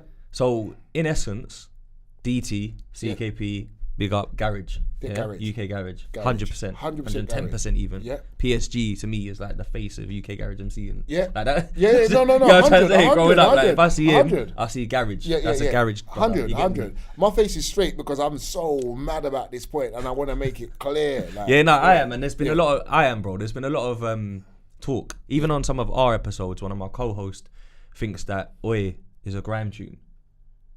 Right? But so I get what he's saying, but I kind of... Yeah. Do you know what I'm trying to say? Yeah, no. Do you know what? I'll make him right then.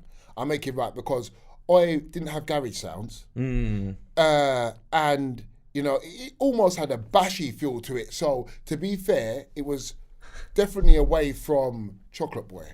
Definitely. Yeah, two different music. Two different musics. And something in your eyes and that don't sound nothing like it. Nothing like it. And the way they've spat on it and delivered. But though, you get it like, you see like 99 and that, 99. Yeah. And then we're talking like Dilemma. Yeah. The Master Steps tune. What's the Master Steps one? No, Come on. Melody. Yeah, dance to the melody. Yeah. What is that then? I think that's early grime. I think that's early. I think that's the. You know what? No. This is mad, isn't it? No. Let me know because I'm going to be quoted on this. Yeah, you will be. That was Dark Garage. Yeah. That was Dark Garage. Big up. That was that's Dark what Garage. I was just going to say. It weren't grime. That was Dark Garage. I feel like Oi is Dark Garage still. But I might be wrong. I'm sticking to my opinion on my last pod with D Gully because D Gully's like he put it in as a grime tune. Nah, it's grime. You know why I say it's grime? Think about melody drum patterns, like the actual drums and the drum sounds and the hi-hat snares and all that, yeah? Then think about Oi and then the drum pattern and the hi-hats and the snares. Like melody, way more aggressive and and melody's drum that still got garage in it. It's garage, man. It's garage, especially when it gets to the actual melody part. Yeah. Dum, dum, yeah. You know what I mean? That's dark. Dark. You can spit on garage. it, but it's garage. Yeah, it's garage. It's garage. Because so boom, Johnny Cash come on my podcast and he's also been on the Rinse thing with DJ Argue. Okay. And he says he started grime. Yeah, that's what he said. He said he made the first grime beat. What grime beat was that? I think what's the first War? It's not War, is it? War or Hoods Up or something. It's like an early. I'll get it up. I'm gonna be able to find it. It's them. Please. Yeah. Johnny Cash. First grime beat. Should be able to find it on this though. Because he says that he made the first grime beat on my podcast and he said it on the others as well. So yeah, I think Hoods Up comes up. But I know that he had bare dubs around the same time, so I don't know what one he would personally say is the first grime beat. Subjective though, isn't it? It's subjective. It's easy for anyone throughout history. And War. Anyone, let me hear War. 1 second. I know the sound quality ain't gonna be Nah, great, it's calm. We're gonna put it near to the mic quickly, just so they can get an idea of what it is. You get me? But it's like it's one of those things where he said it on multiple platforms, right? Yeah. This is War.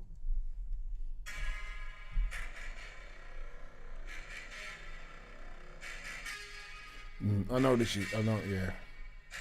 Get to the drop. That's War. Yeah. And Hoods Up. What year was that made? See, that's the thing. Because it's YouTube. That one. Yeah. That's definitely grime. Yeah, it's grime. Hoods Up. Hold on. So now, remember what I said about the hi-hats, the snares and the drums? Yeah. Like, have you noticed, garage, the drum pattern and the snares, they're constant. Yeah. That is you know that, right? 4 bar and 8 bar switches and that. Yeah. So, if we're going to say that that's the not the blueprint, but the early doors. The early doors and a way to kind of describe what grime is, how many tunes came before that? That was actually made in our camp. Probably a lot. Remember Big Shot as well? Big Shot. Is and that then that was the producer, and then they had bare different tunes, like they had the James Bond 007 rhythm and that. Yeah. I used to love that tune. That was my joy. That's what I'm saying. Like when I was a DJ, I used to have them vinyls there. So Big Shot, and then you had Youngster and Dynamic M. I would still say they're grime though. Oh, garage, sorry. I think they're garage. You mean? Yeah, they're dark garage. Dark garage. Dark garage. Yeah. I think they're dark garage. But they were just before. But the thing is, look, Musical Mob's grime though. And Musical Mob. But hold on. So let's answer the question to ask is this: why did the music start changing from Chocolate Boy to that? Yeah, that's the real question, bro. That's the real question. Here you go. Because of the way we were I think MCing on the music. Like, they weren't producing anything like that before. They was producing other music. Do you know what? Let's have it right as well, while we're on camera. Everyone gives Soul Solid their props for what they've done in the UK scene. Yeah. Big up. Yeah. Very, very instrumental, very, very influential. Yeah. With style, music, yeah. fashion, jewelry, cars, lifestyle culture, but they're garage, bro. In my opinion. Do you know what? I think they're garage, dark garage at a push. Yeah. So okay. Because this is where it's techie. I think Pay As You Go are more grime than them, in my opinion. I think because of the way we delivered, where we was coming from. Think about it. The way we would make tunes. We weren't making tunes for pop commercial processes. Yeah? We were making dark tunes because we like them. Because we want to spit on them and we feeling them. Right. For me, are we calling Dilemma garage or grime? See, I think that's garage a little bit, but I understand if someone called it grime as well, though. Yeah, I think that one sits bang on the fence. I can't argue that. Yeah, bang on the fence. And you're thinking of Oh No on that one. Yeah, Oh No, that's the word. But Dilemma is more grimier than that, though, if I remember correctly. Dilemma is like...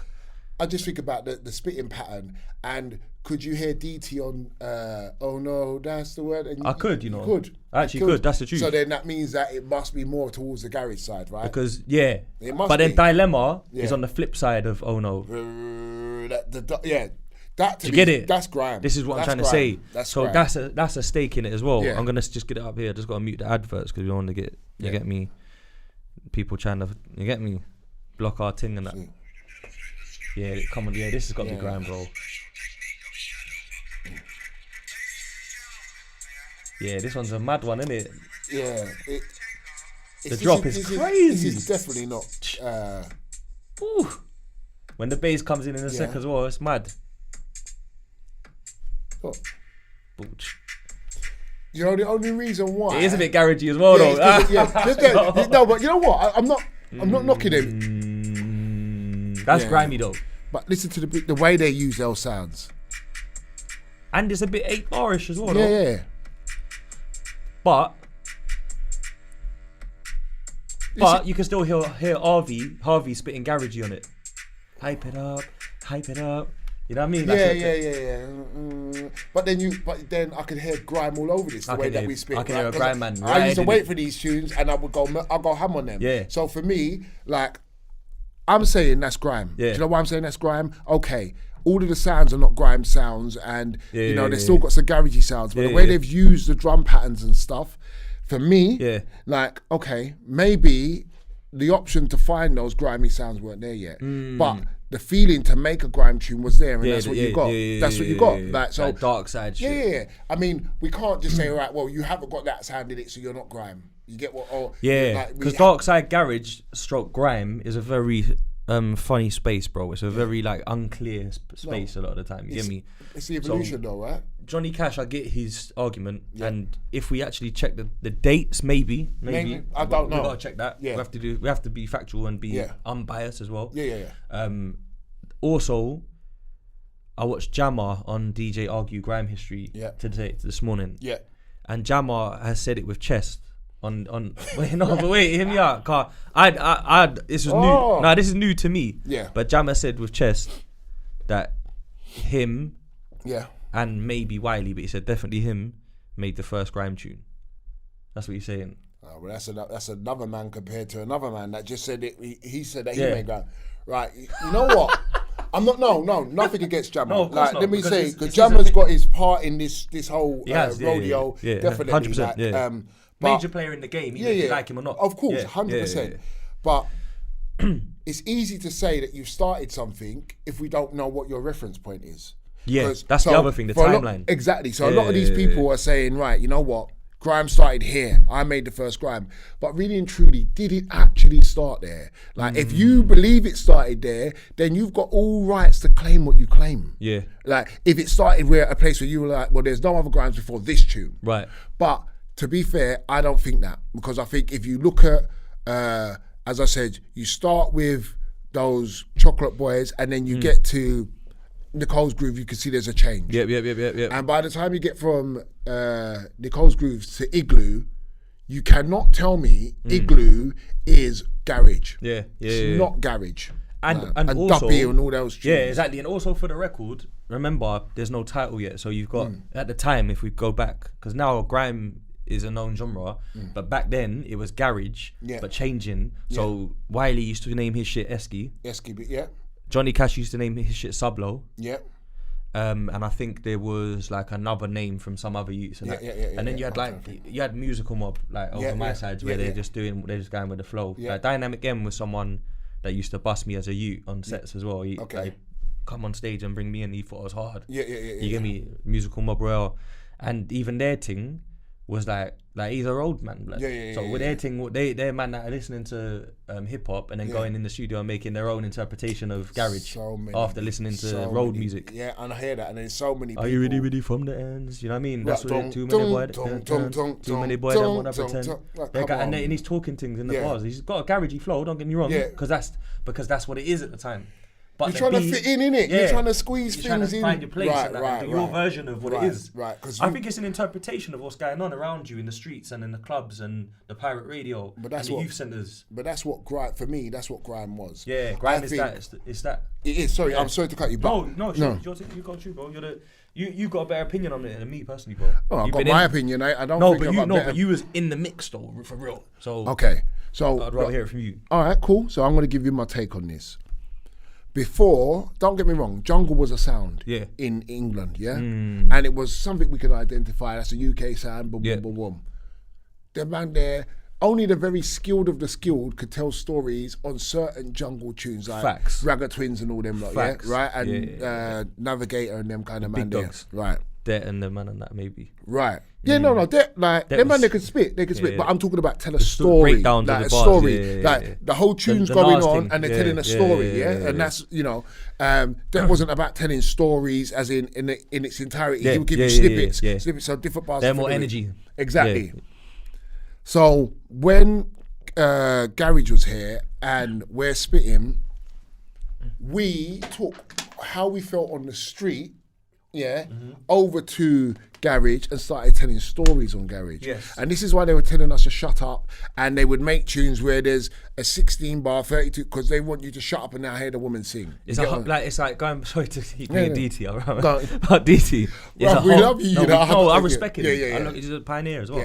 But I'm talking about he's an actual true example of what a Garage host is like.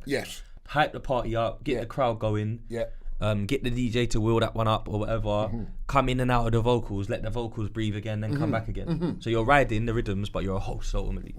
Ultimately. You get it? So for me, the shift in the dimal shift was this. The UK's going through certain things. We're no longer in the 70s. Like we've gone through the Margaret Thatcher era. We're no longer in the 80s. We've had the 90s of hip hop. We're starting to get an identity. I agree. These vessels, Garage was a vessel. Because as I told you in the beginning, I didn't even want to be on Garage. I didn't. I love jungle and I didn't like Garage. I loved Garage though. No. I loved vocal Garage though, I think. No, I didn't want to be on Garage. It wasn't my passion. I get you though. But then the scene shifted. What could you do? Were you going to say, right, you got to go with the trend sometimes. You have to. I want to go to a blues dance. Well, no one ain't putting on blues dances. So, you know what? We got Garage. Especially with the rave scene. You can't. Exactly. We're at that age where we're raving. So, you better find your blues in Garage. You get what I'm trying to say? Cool. So, that's what we did. But when we delivered on Garage, none of us said we wanted to be a DT or Pied Boy. We wanted to be CK. We wanted to be what society made us, and that was we're a new age, young, new generation. And this is our story, and we want to tell our story over music, like the rappers in America. So we've gone in there, that's exactly what it is. That's exactly what it is. So we've gone in there, and we've tried to find our way through their choruses and all the rest of it, and then we got to a certain stage, and we're like, right, we don't have to follow your patterns anymore. We're making our own patterns. So clearly, there's a breakaway in the music. So it's no longer Garage. It can't be Garage. We're using different sounds. If you put that tune, Igloo, next to that tune, they're clearly not the same. Right, we might use a hi-hat similar, as in the sound, but in a different way. But it's not the same. We're telling stories. Like, we could spit a whole story on a thing. It grew momentum. Why? Because you felt like that in your house. No, I'm from an estate. This is how I feel. Well, this is the thing. Remember, I'm going to Cage Records in Eden. The Vinyl in Uxbridge, if I'm down them sides, whatever. Travelling, going into Central, West End, Nicky Black Market and Uptown. And I'm going to buy tape packs and records to DJ, Yeah. but then at the same time, because I've got older cousins and that are man them and not on this garagey thing 24/7, they're showing man about Wu-Tang and right. and Method Man and Snoop Dogg and that, right? Yeah, yeah. So I'm coming out of Nicky Black Markets with a new garage thing, and then I'm going over to Virgin Records or whatever to go pick up Doggy Style. You get it? Yeah. So it's like, it's the conflict of like party music for the weekend for Friday and Saturday, and then during the week when you need some content, you need some depth, food for your soul. You're gonna run Doggy Style, or Right. you get it. So that's why I was, as a music lover and as someone that really appreciates that kind of culture and music, I'm like catting for a UK Don to start spitting some shit. Right. Because a brother can't lie as well. Sorry. Go. Nah, because it's gonna sound bad, man. Yeah, but fam, a lot of these UK rappers were shit, blood. They were, because And they were talking American and red to and it's like, yeah. fam, even Black Twang was decent, like he didn't talk American, but no disrespect, brother. His music content I weren't really feeling it like that, blood. I thought it was cool. Yeah. Skinny Man was alright, but Skinny Man, you had Black Twang, you had Rodney P. Who's the youth that went to my school? Oh, he was cold. You had that brother that done that Big and Bashy song. I can't remember what his name was though. Governor P or something, I can't remember. And then you had Darren. I'm gonna say your name Darren because I can't think of your rap. I can't think of your rap name. So, but you know what I'm talking about. So you know I haven't left you out. But Kalashnikov. Oh, he's hard. Yeah. But he come later. Hackney boy, innit? Yeah. Nah, he's hard. Though. Yeah. Come he's later. the truth. Yeah. Come later. He's actually one of the best UK MCs in my opinion. Right. Terra Firma. Right. Now, so this is the thing, right? We all with all of that, you could see that we wanted to tell a story. Yeah. Didn't have the platform. People weren't listening.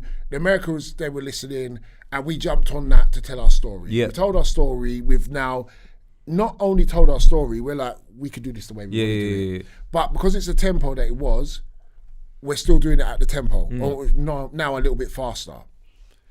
Think about it. When we halved that tempo or dropped it down, you get things that like I love yous and all that. It's not even a half tempo, but I'm saying that you've taken out more sounds. You got I love you. Do you get what I'm trying to say? The sound's changing. It's developing because the culture's developing, and it's no longer just a rave music. It is daily living music for the soul. It's a form of UK music now. It's a form of UK music. So for anyone that wants to, because it comes from the rave scene to the studio over time. That's what I noticed. Exactly, and you don't just play these tunes in your house and rave around your house every day. You listen to Kano's Home Sweet Home. Yeah. Like, this is something you could play, drive to. This, you know what I mean? Not Friday, 3:00 at work. Boy, I'm going out tonight. Like, play, like, put on Garage. Get what I'm saying? Why did Pay As You Go never have an album, a studio album? We have got a studio album. Is it out? No. But there's actually one. Yeah. Wow.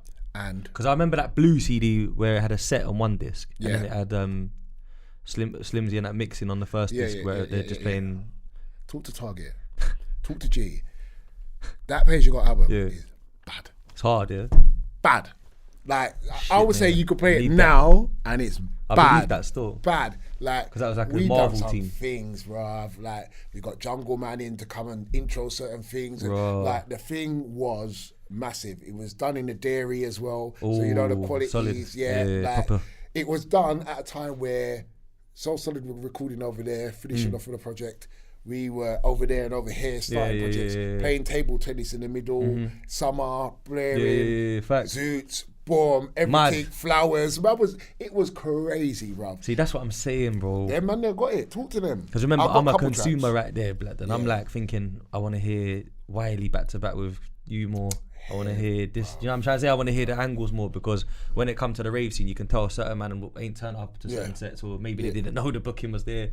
Maybe, like, you get me? Certain man have taken the booking separate. No, they knew their booking was there, but I think what they tried to do with us was, you could be in Manchester, and I could be in... And we make more money as a team. Yeah, and I could be in London doing the London bookings. And what they would do is say, London, all right, you go from London now to Leeds. They say, well, you're up in Manchester, so we'll book you at this time. And then you fly up to Leeds, and Leeds could go over to Colchester. Do you know what I'm saying? I mean, that's in its simplicity. But I'm going to be real with you. There's a lot of arms us in this thing here. Because you've got promoters. I'm going to be real. Promoters that favoured other people. So they would be like, oh, I'll keep playing working. He's my little friend. I like him. You know, like, whereas truly, and Heartless Crew was like this. You either book all three of us or you book none of us. Facts. So Solid, you book So Solid. You can't dictate to who comes from So Solid. You book So Solid. We know who you want, and we know if they're available, and we'll send who we're sending. And we will let you know that, okay, Romeo's not available at the moment, Harv's not available at the moment, but you can get Ashley and Mega Man and exactly. Swiss or whatever. But you are not saying, well, I'm having these or no one.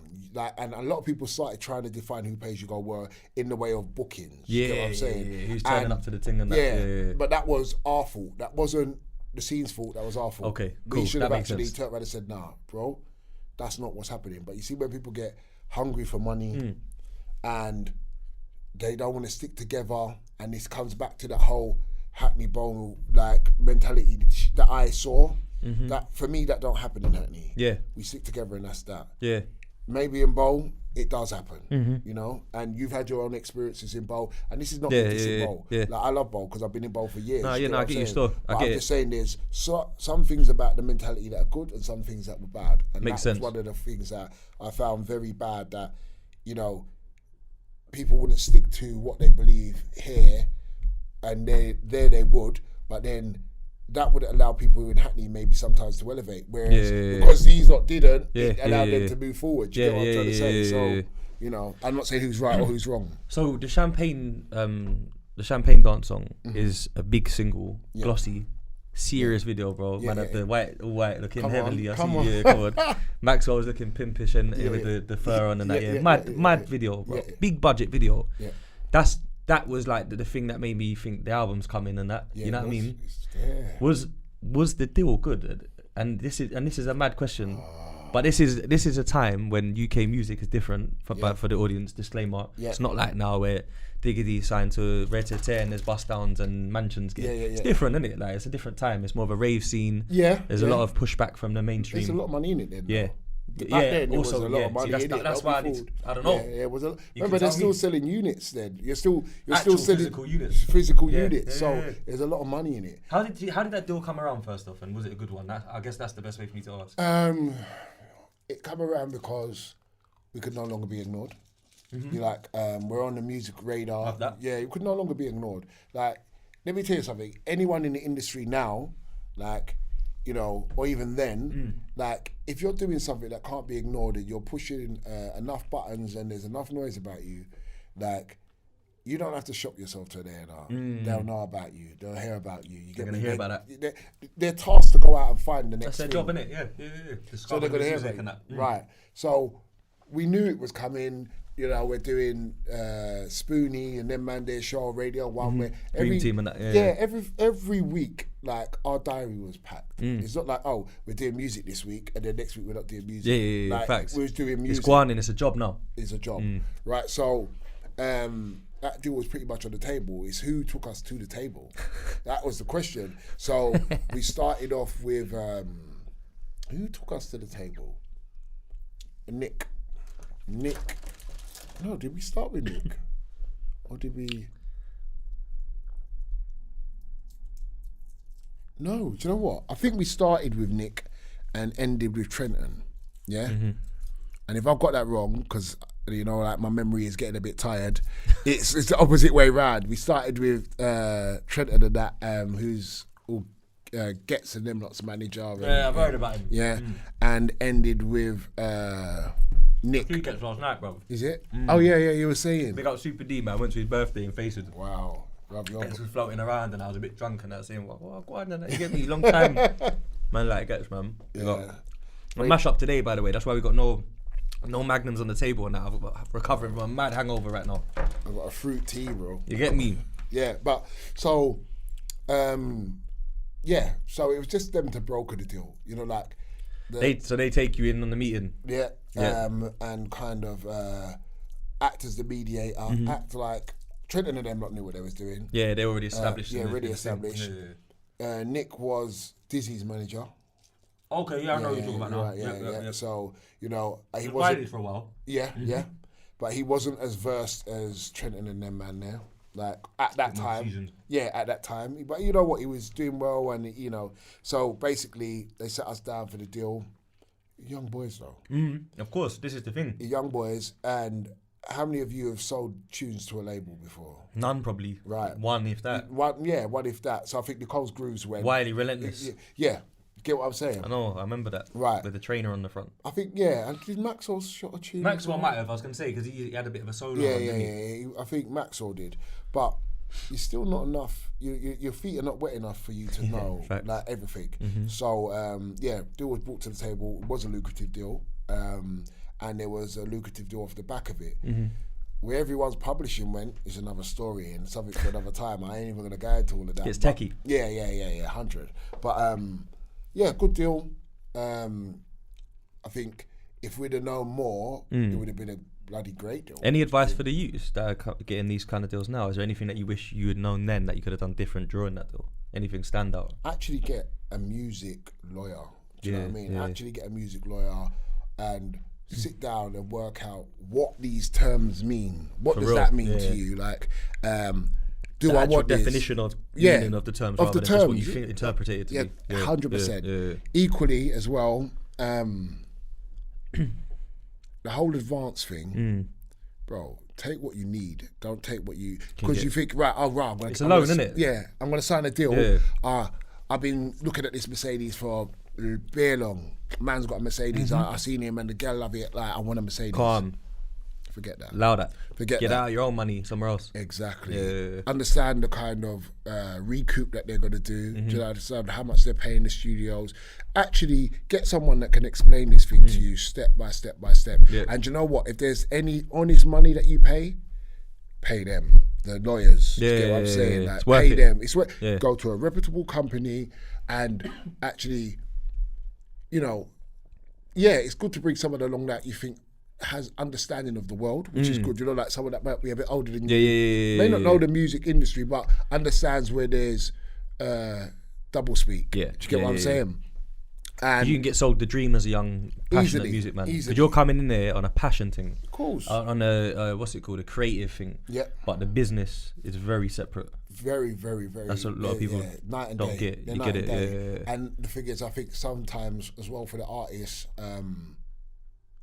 it's never about the music. Or it's never about the business. It's all about the music. Yeah. So but the music can suffer from bad business. Right. Yeah. So if you want to just focus as an artist, you've got to know that you've got the right people in place for you that's gonna speak on your behalf and look at your future and deal with your future while you could continue to just be an artist. Do you know what I mean? If that's that, I think that's one of the most important things. Yeah. Yes, understand it. Don't just be like, oh, yo, Abe's has got this. It's like, cool. No, understand it, but not have to sit in it. Do you get what I'm saying? Because it's not for you. Yeah, you know what I mean? So those are the things that I. So it was a good deal. Yeah, obviously figures can't get put out there. Yeah, but it was definitely a good deal. But it was a good deal. Of course, for the time as well, and the amount of man that was in it, definitely a good deal. Yeah, because a lot of mouths to feed between the team and that. Of course. Another question that my boy D Gully, the co-host, he couldn't make it today, Easter and all that, but he wanted to know why we never had a video. He said the streets really wanted that one, bro, and I agree with that. I wanted that one. But was them times a time where you do a video? You don't always, unless it's we should have a video. Let's just be clear about that. We should have a video. I was trying to give that. He's like, fuck that. No, should have a video. We was just talking about it. Business, isn't it? Business. Was we still in the creator's hands? Didn't we go into someone else's hands? Is that T-Bone production thing? Yeah, I mean T-Bone. I think he's still the owner of it. Swear down. Yeah. Like, but all of these elements are a big part of it. Do you know what I mean? Like, and when I think Noe video should have happened, and I didn't know of the change of ownerships at the time, other things was moving now. Right. So it was like, this tune's an underground classic. Yeah, let it just be an underground classic. Like at the moment, you don't actually need that tune. Let it run. Yeah, it runs. Its own tune. You don't actually need that tune. You're on to next things now. So why do you need to go back and rehash Noe when it's already doing its thing? It would have been great for it to have a visual, and I think the visual would have taken it elsewhere. Could have been good for it, could have been bad though. You never know. Also be bad. I was going to say, at that point, music as well wasn't as visual as it is now. No. Because of YouTube was, like, let's be clear, for the youngsters watching, this whole conversation about the past is all based off of pirate radio frequencies and rave scene, and printing up physical copies of records and stuff. It's not. There is no internet. No, hell of a lot of driving. Yeah, bare flyers and posters and red tear for promotion. Proper groundwork. There's no social media adverts. No Facebook adverts. It just don't groundwork. exist. Was there too many captains in Pay As You Go? Too many leaders in one crew? No, because leaders. If you define a leader, these guys weren't. Certain of them weren't leaders. Okay. I think too many people had their own agenda and their own ideas. They actually had their own ideas and their own agendas. And the reason why the Pay As You Go album never came out is because people had their own agendas. Wiley had his own agenda. And Roll Deep got a Pay As You Go deal. Jeez, I thought so, because I've kind of picked that up from other interviews. And it is what it is, isn't it? So how did the Pay As You Go members feel about that? Piss, bro. Vex. Did they feel like man's dropping you out and moving on to his own thing? Yeah. Getting left behind, kind of that feeling? 100%. And you got to think for people that had been in it for years, like, this wasn't a 1 minute hit for us. This was a process of building from up. 14 years old up to, we was probably in it for about 10 years. The music dream. No, we weren't 24 then.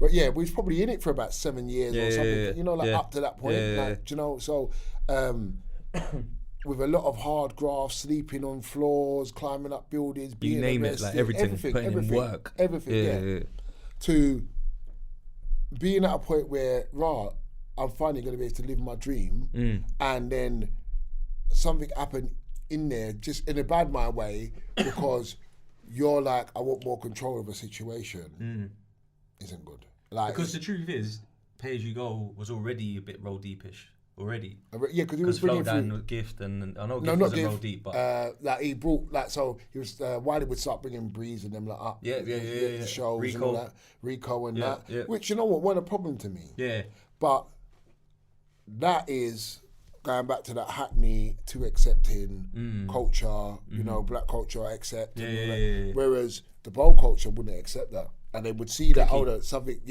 and they would start looking at things like that and start formulating plans. Do you get what I'm saying? And plans were formulated. So this is what happened. Was Dizzy ever in Pay As You Go? No. Dizzy Rascal? Well, he was on Pay As You Go sets, but he was originally from Nasty Crew.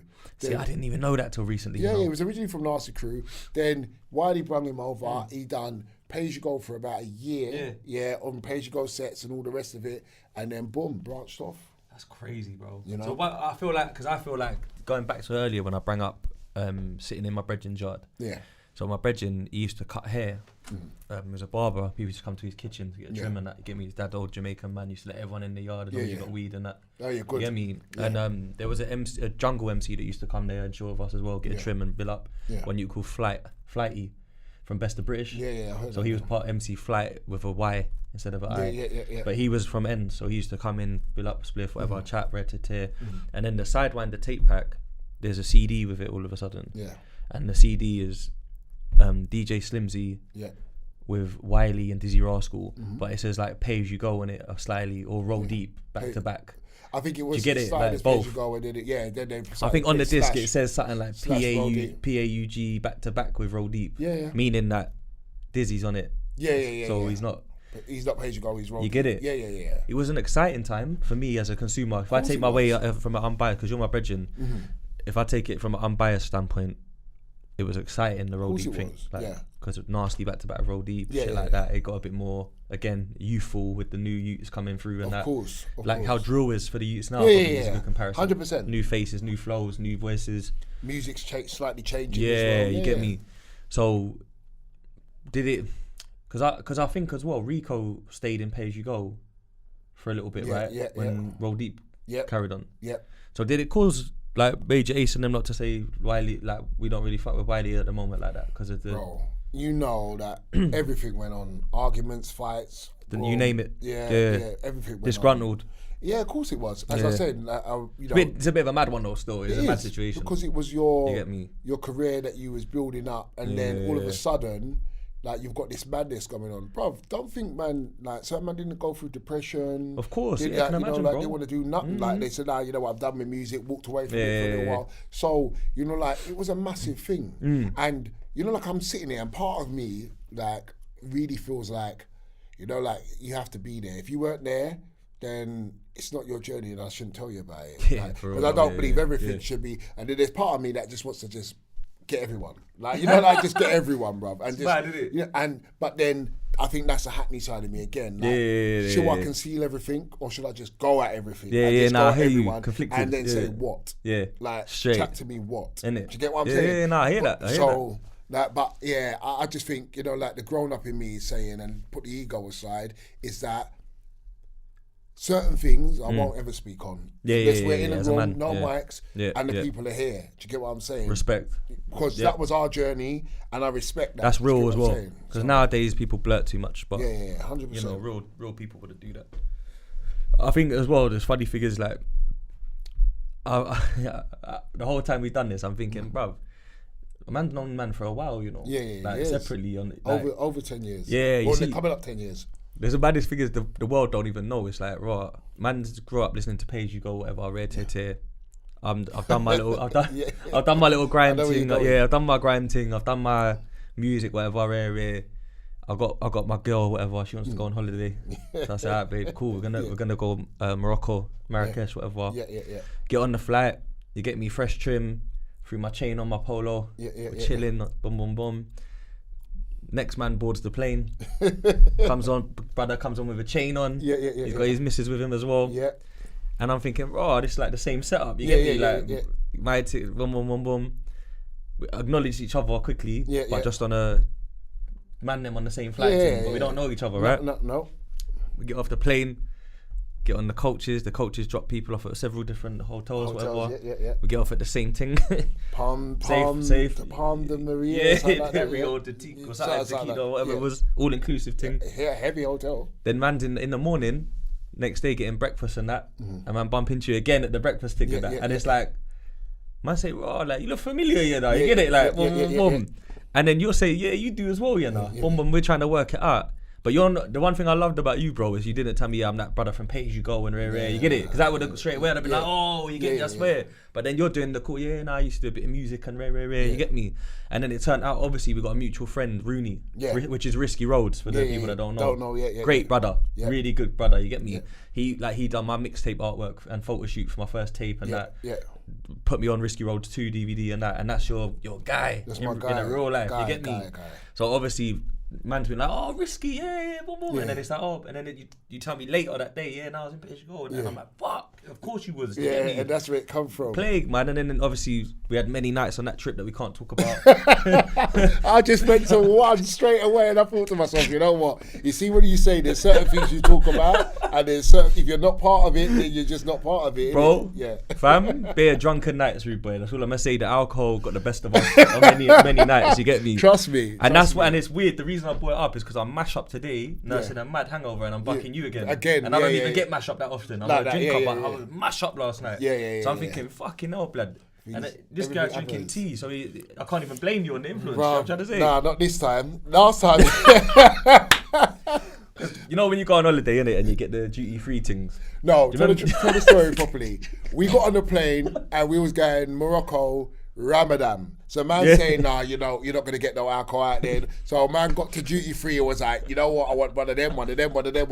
So we had bottles in our room. And that we done our own separate thing, but it was the same thing. So when it come time that the bars closed, man's like, what are you talking about? Remember that? Go and get the bottle. So, you know, like, it just kept on getting messier. I finessed the barman though that night as well. Yeah. Do you remember that time? You remember all the time when he was trying to cut and I was like, big man, come, let me chat to you. And I had some money in it and I said to him, fam, I'm gonna put this money in your pocket, blood. And when I put this in your pocket, just make that counter full up before you cut. Remember we had the beer cocktails with everything. We see, I remember, listen, fam, pool was lit up. Yeah. On the deck. We moved from, it's after we moved from the deck chairs, that's when the problem started, but that's where we're not gonna say no more. Yo, that was mad. I never drunk so much in my life. That's when Grey Goose was popping. Yeah. And Belvedere and that. Remember that? Right, but you remember the bar drinks were some different kind of they give you the, what's it called? The bar, what's it called again when they give you the shit one? Yeah, bar version of whatever, brandy or club, whatever. The house thing. That's it, the house thing. Like you go get a, what's it called? Tequila and it's no Patron, it's some Next thing. But it was strong, but it was some next thing. But once we rinsed them out, we went back to the room and come with the The real thing. Big bottles and red tete. It's mad. That's why we had them, though. They got that Alex shoe as well. Remember the Ghanaian brother from Leeds that sold the shades? Oh, yeah, remember him? yeah. Proper. Yeah, he was cool him. still. That's what I'm saying. It was a wild trip. Where was he from? He was He's from Leeds, fam. Is it Leeds? Yeah. One of his Yorkshire. One of them. He used to play football. Yeah. He was a semi-pro footballer and that. Mad. Yeah, mad. So it's mad how fucking the world works. I got pictures for that. I'll come across it. I hope you ain't. No, not from the mashup, like, but just on the general. When man. Yeah. Trust me, blood. So for the listeners that are thinking raw, like, it's just a music thing. It's my guy, you get me. More than that, bro. It's more than that. It was my family from that day. Mad, innit? It was mad still, because when we bucked at first, we gave each other 2 or 3 days before we really broke the ice, and I think that made it realer. I think so. Because there weren't no begging going on or no weird forced combos. And you know what?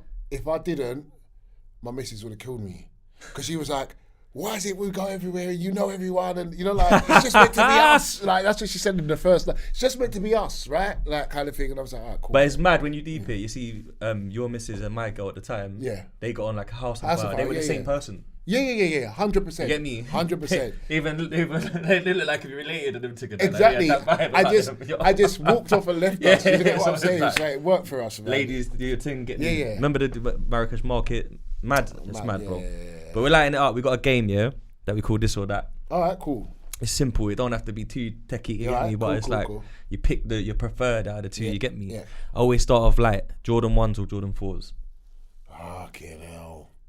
4s. If you're getting stuck on this one, bro, we're gonna have a problem, bro. Yeah, because I'm a trainer guy. Oh, you're okay. Yeah. Four, I got the 4s on now still. Yeah. They're classic. But the 1s, they made a big impact again recently. That's why I always... Yeah, but you know what it is as well? But I feel like the 1s that I see... They weren't like the ones that Jordan wore are not the ones that the youths are wearing now. They're slightly different. They're slightly different. So that's why I'm going with 4s, because he wore those. Facts, and they're hard, and they're like a exquisite Air Force shape. You get me? Exclusive. Gets or Kano? Can't answer that. I can't answer that. That's unfair. I just see Gets last night as well, so it's like, raw, man. You know what though? Gets or Canes? It's quite a hard question, you know. That's why I fuck people up with this one. Nah, I'm not doing that. So you're not opting out on that one? I feel like I'm like respectfully have to. Like I feel like I respectfully have to. Say no more, man. Yeah. Wiley or Dizzy? Fucking that was savage, isn't it? Dizzy's my guy, and you didn't even give me a breathing space. But Dizzy's my guy. Dizzy's my guy. You know what? Why didn't you?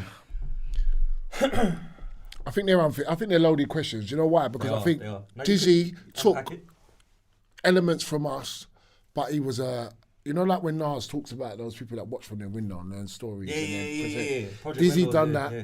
And Nas is that, isn't he? Yeah, and presented. Do you get what I'm saying? And you can't like knock the way he presented and what he took from, you know, behind.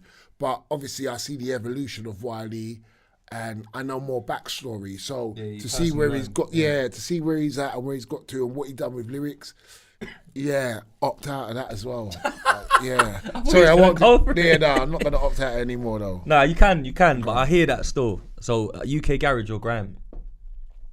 I think you answered it earlier. You didn't really care about Garage too tough. Yeah, Grime. Nah, that makes sense. Robert De Niro or Al Pacino as an actor?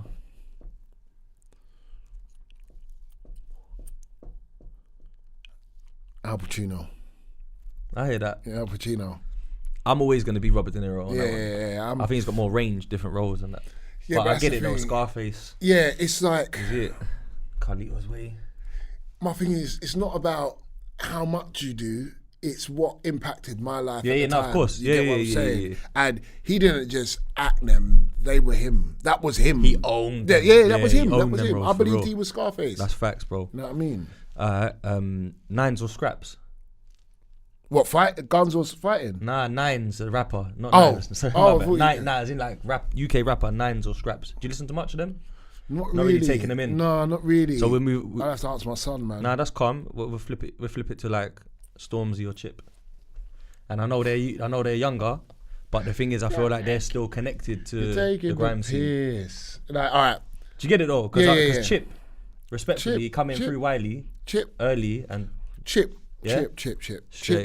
Yeah. Like, obviously Stormzy's amazing. He's massive. He's done what he's done. I like him as a person, respectfully. Yeah. But if you're going to ask me lyrically who I go to and who do I think's mad, skillful, and could do it, it's Chip. Yeah, I hear that still. I prefer him. Definitely prefer him. Roll Deep or Nasty Crew in their peak. You know, when they're doing Deja Vu back to back and that red tit.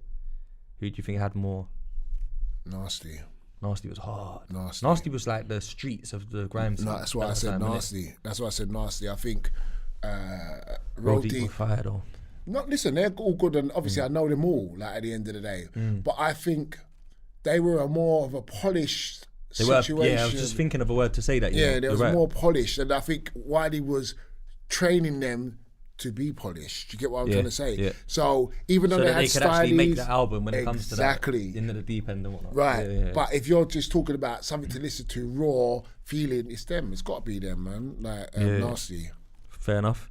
Anthony Joshua or Tyson Fury? As a boxer or as a person? As a boxer, I'd say blood. You know what I mean? Fury's a much better boxer. Fury's the guy right now. Yeah. I love Anthony. Yeah. But Fury's a much better, like boxing wise, he's a much better technical boxer. And he's has 0 losses still, bro. Yeah. I don't, you know, like them things don't even bother me. If you've got listen, any man can take a lot. You've taken it. You've taken it out. I've taken it out. 100%. Like, people have caught you off guard. You've taken it out. So if you can go back and kick the shit out of them. That's the thing about my man, innit? We're gonna get that answered soon. Exactly. So still to be answered. Yeah, 100%. And do you know what? I'm not gonna lie. I hope Dillian beats him. Yeah, there's a lot of talk of that at the moment. I hope he beats him, man. You think he can get him? I think he's got the tools to. Yeah, he has got the tools to. And you know, it's any day, innit? I think he's got. My personal opinion is I think he's got the tools to do it, but I don't think he's got the bottle. I think he's had enough. I think you know what? If you don't go out there and give it everything, this changes his life, innit? Yeah, it's long. This changes his life. So I'm not going to say he ain't going to be nervous, but I know he's got enough power. He's got enough different angles, different technique to go and give my man some problems. So, fact. But a good Tyson Fury on his day beats anyone. That's the truth. He beats anyone on his day. If he's measured this fight correctly, he wins. But I hope he never used to have knockout power, but even that crunk style is power now. He's front foot now. Front foot boxer. But yeah. So who's Plague listening to in the car now? Like when you're driving around, what's the go-to artist at the moment? It could just be over the last week. Is there someone that's like top selection at the moment? I'll be honest, like I got kids, so whoever they're listening to is who I'm listening to. They disrespect my playlist and they run in Central C. And they run their music. But funnily enough, I hear from my son's room song like 2000s, 90s. Oh, swear. So they take in what I play. Yeah, it's because you lot are playing it around the yard as well. Exactly. So you know they're very kind of diverse musically. I heard Frank Sinatra the other day. Like, I was like, what? Nah, that's mad. I'm not even lying. Frank Sinatra, like, cool. But I've been listening to fucking Young Spray Real in the Most Volume 2 over the last week. Remember that? Yeah, Young Spray, Greasy tape, bro. Nas has been rolling. Jay-Z's been rolling. Yeah, Nas been dropping some classics lately. Yeah, he's been rolling. Jay-Z, I went back onto Hard Knock Life and that. That's been rolling. Life and Times and that. Yeah. Distant Relatives. Oh, that's a big one. Nas and thingy. Coffee. Oh, Coffee's new things dropped in it as well. Yeah, I think that's hard. Coffee's hard. Yeah. Her, I've listened to a few her tracks only because I was bringing my daughter back from football and she put on a tune and she's going and they see something about showers and hours and I'm looking at her saying, what do you mean showers and hours? On a Wednesday night at 7 o'clock, I said, you better drop this out.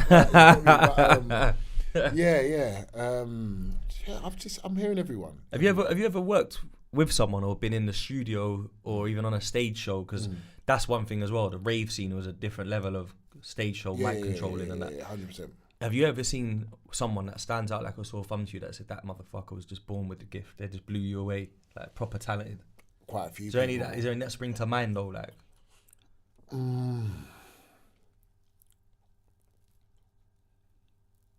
And it could be in any aspect. It could be in the studio. I think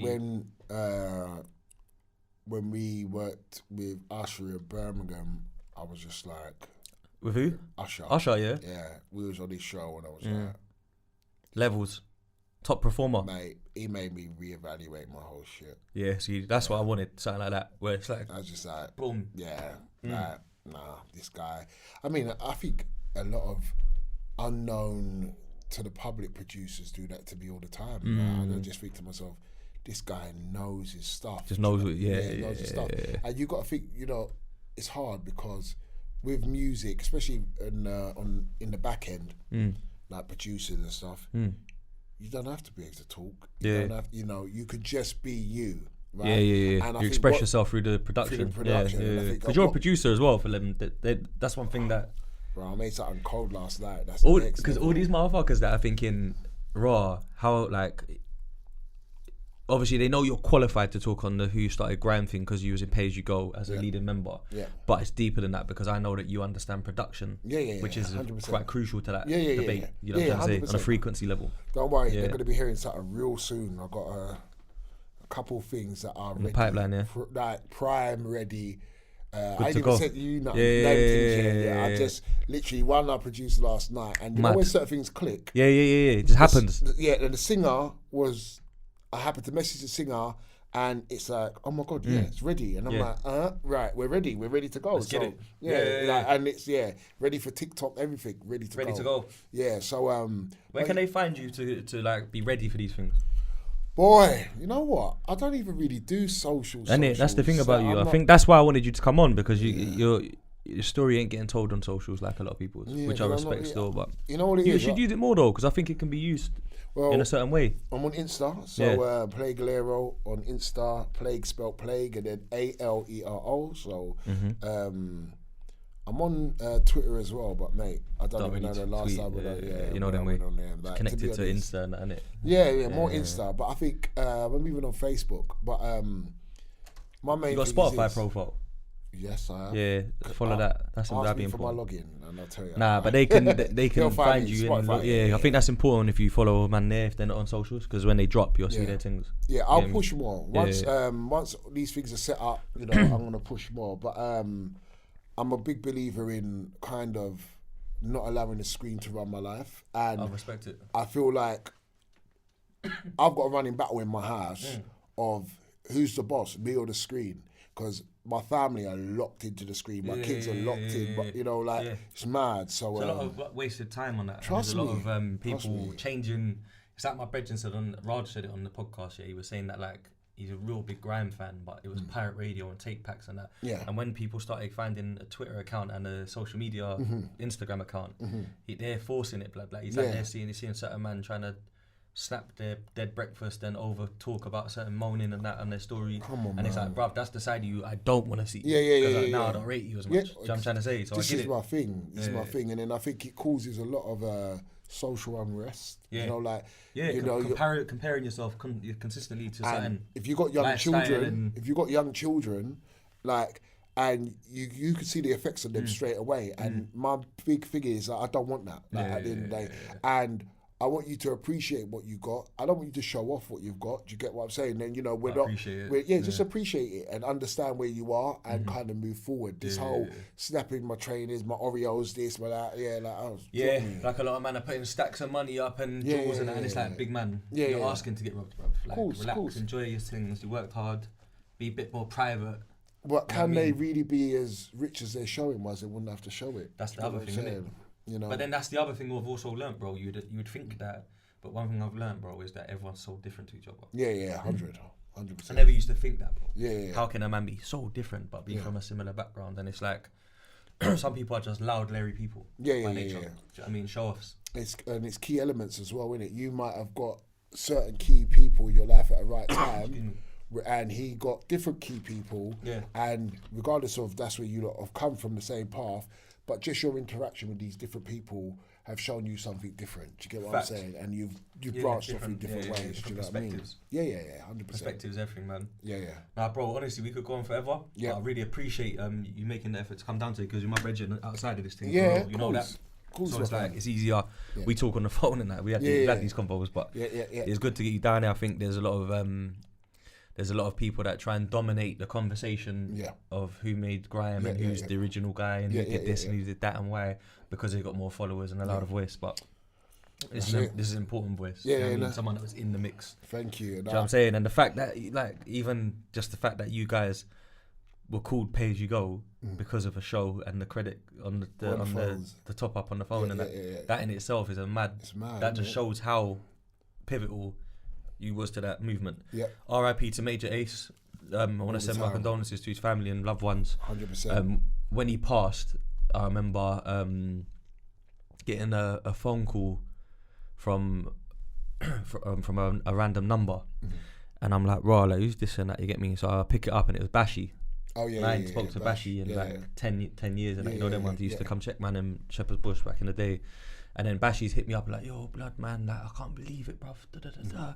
And he was trying to get hold of Red Rum. And Red Rum's my guy. Like, out of all them lot, me and Rum were tight. Freeze FM days, I used to go Buck Rum, and you get me? That's my guy. You get me?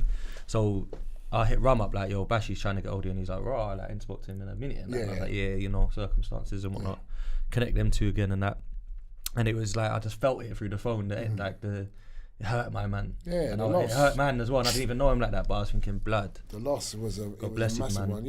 Big loss for the scene, pioneer, great MC, energy man. Energy, just, voice. You know what, just a natural spirit. And that, remember I said he was never serious. That as well, that's made me reflect on it more, you know, you get it?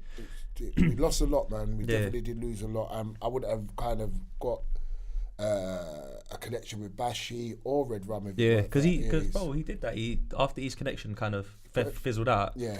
Maxwell went and done his thing after, with the Lady Fury thing and the Wolf from Stolar. Yeah. But you see, when he took his East Brothers, went to West and Northwest, got Flirter D at first, then he got a Bashi. All Flirter would have. But Flirter ended up falling out with him and clashing them as whatever. But that's where it comes from. I was at that dance where it got a bit messy, bro. Which one? We had Wembley Stadium. Oh yeah. I see man under the car. I said, yo, these West guys are crazy, bro. Yeah, SLK was a big movement, bro. That was like Slaughter Kids, which is like the whole of Northwest, like a Northwest All Stars grime crew. I used to go radio with them in Eastwood. That's what I'm saying. That's how I met like Wretch on Heat FM and whatever. I used to fuck with Dynasty as well. From Marcy Phonics, all them and that. Do you know what I mean? So even J2K, bro, from over like East and that, I bucked him early, blood, and he was proper rapping fam as well early. It sounded good. Do you know what I mean? It's mad. Like the way it's all stories and connections and that, because a lot of people, they just think there's one story, but it's not. There's many perspectives, many stories. There's many players in the game that play smaller parts than others, but still play parts. You know what I'm trying to say? 100%. Yeah, it's mad. I just want to thank them, like West London, because when I come over here, Northwest as well, the love that they show me, and I'm sliding through hoods and not a thing, never a thing. Everyone I meet, it's all love. You know, like, nah, because you're that guy out of that, like, you know, like I always look at East boys, or East guys as like different to West, completely different, but I can tell they're from East straight away from the way they dress, the way they talk, the lingo, and I always say this, Hackney are a bit more rude boys compared to the rest of the East. They're a bit more like, they're in a city, council estate, flashy, jewelry, shotters, yard man. Do you want me to tell you? That's a bit more like West and Northwest is like that. Do you know the main thing though? No, I agree with you. Do you know the main thing though? You'll know a Hackney man, because if you ever ask them where they're from, they'll tell you Hackney. They won't tell you East London. This is it. If you come from, maybe it's a little bit different now, but other areas. No, it's true though. They never used to say, if they were from, I don't know, back in the day, Plastow or something. They'll say I'm from East. Do you get what I'm saying? People don't even might not know Plastow. Right. Probably in the last 10 years. Because of Grime and that.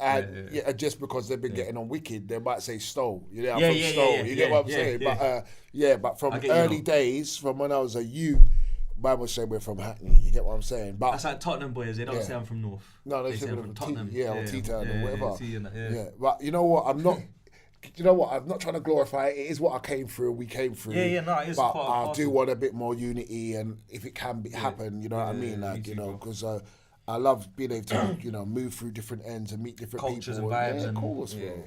It's not. I like it in the summer, blood, when you got your drop top down, tunes pumping. Of course, you're moving. You're going over to visit your family, and next end you want to stop at the popping food shop with no drama. You get it, and just embrace the love and the culture of different ends in that car. Is a vibe still.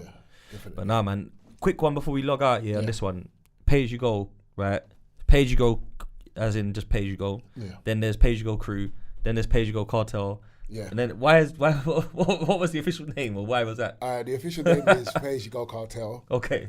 Why that was because there's a lot of dumb people and they want to tell you what you are, and we're not crew. Yeah, we're not crew. We never said crew.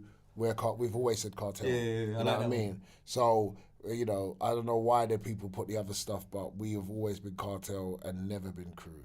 You know what I mean? There you have it, man. The realist. Thank you for having me, bro. Thanks for coming, bro. Appreciate your time. Yeah. Subscribe, like, get in the comments. Let's get it, man.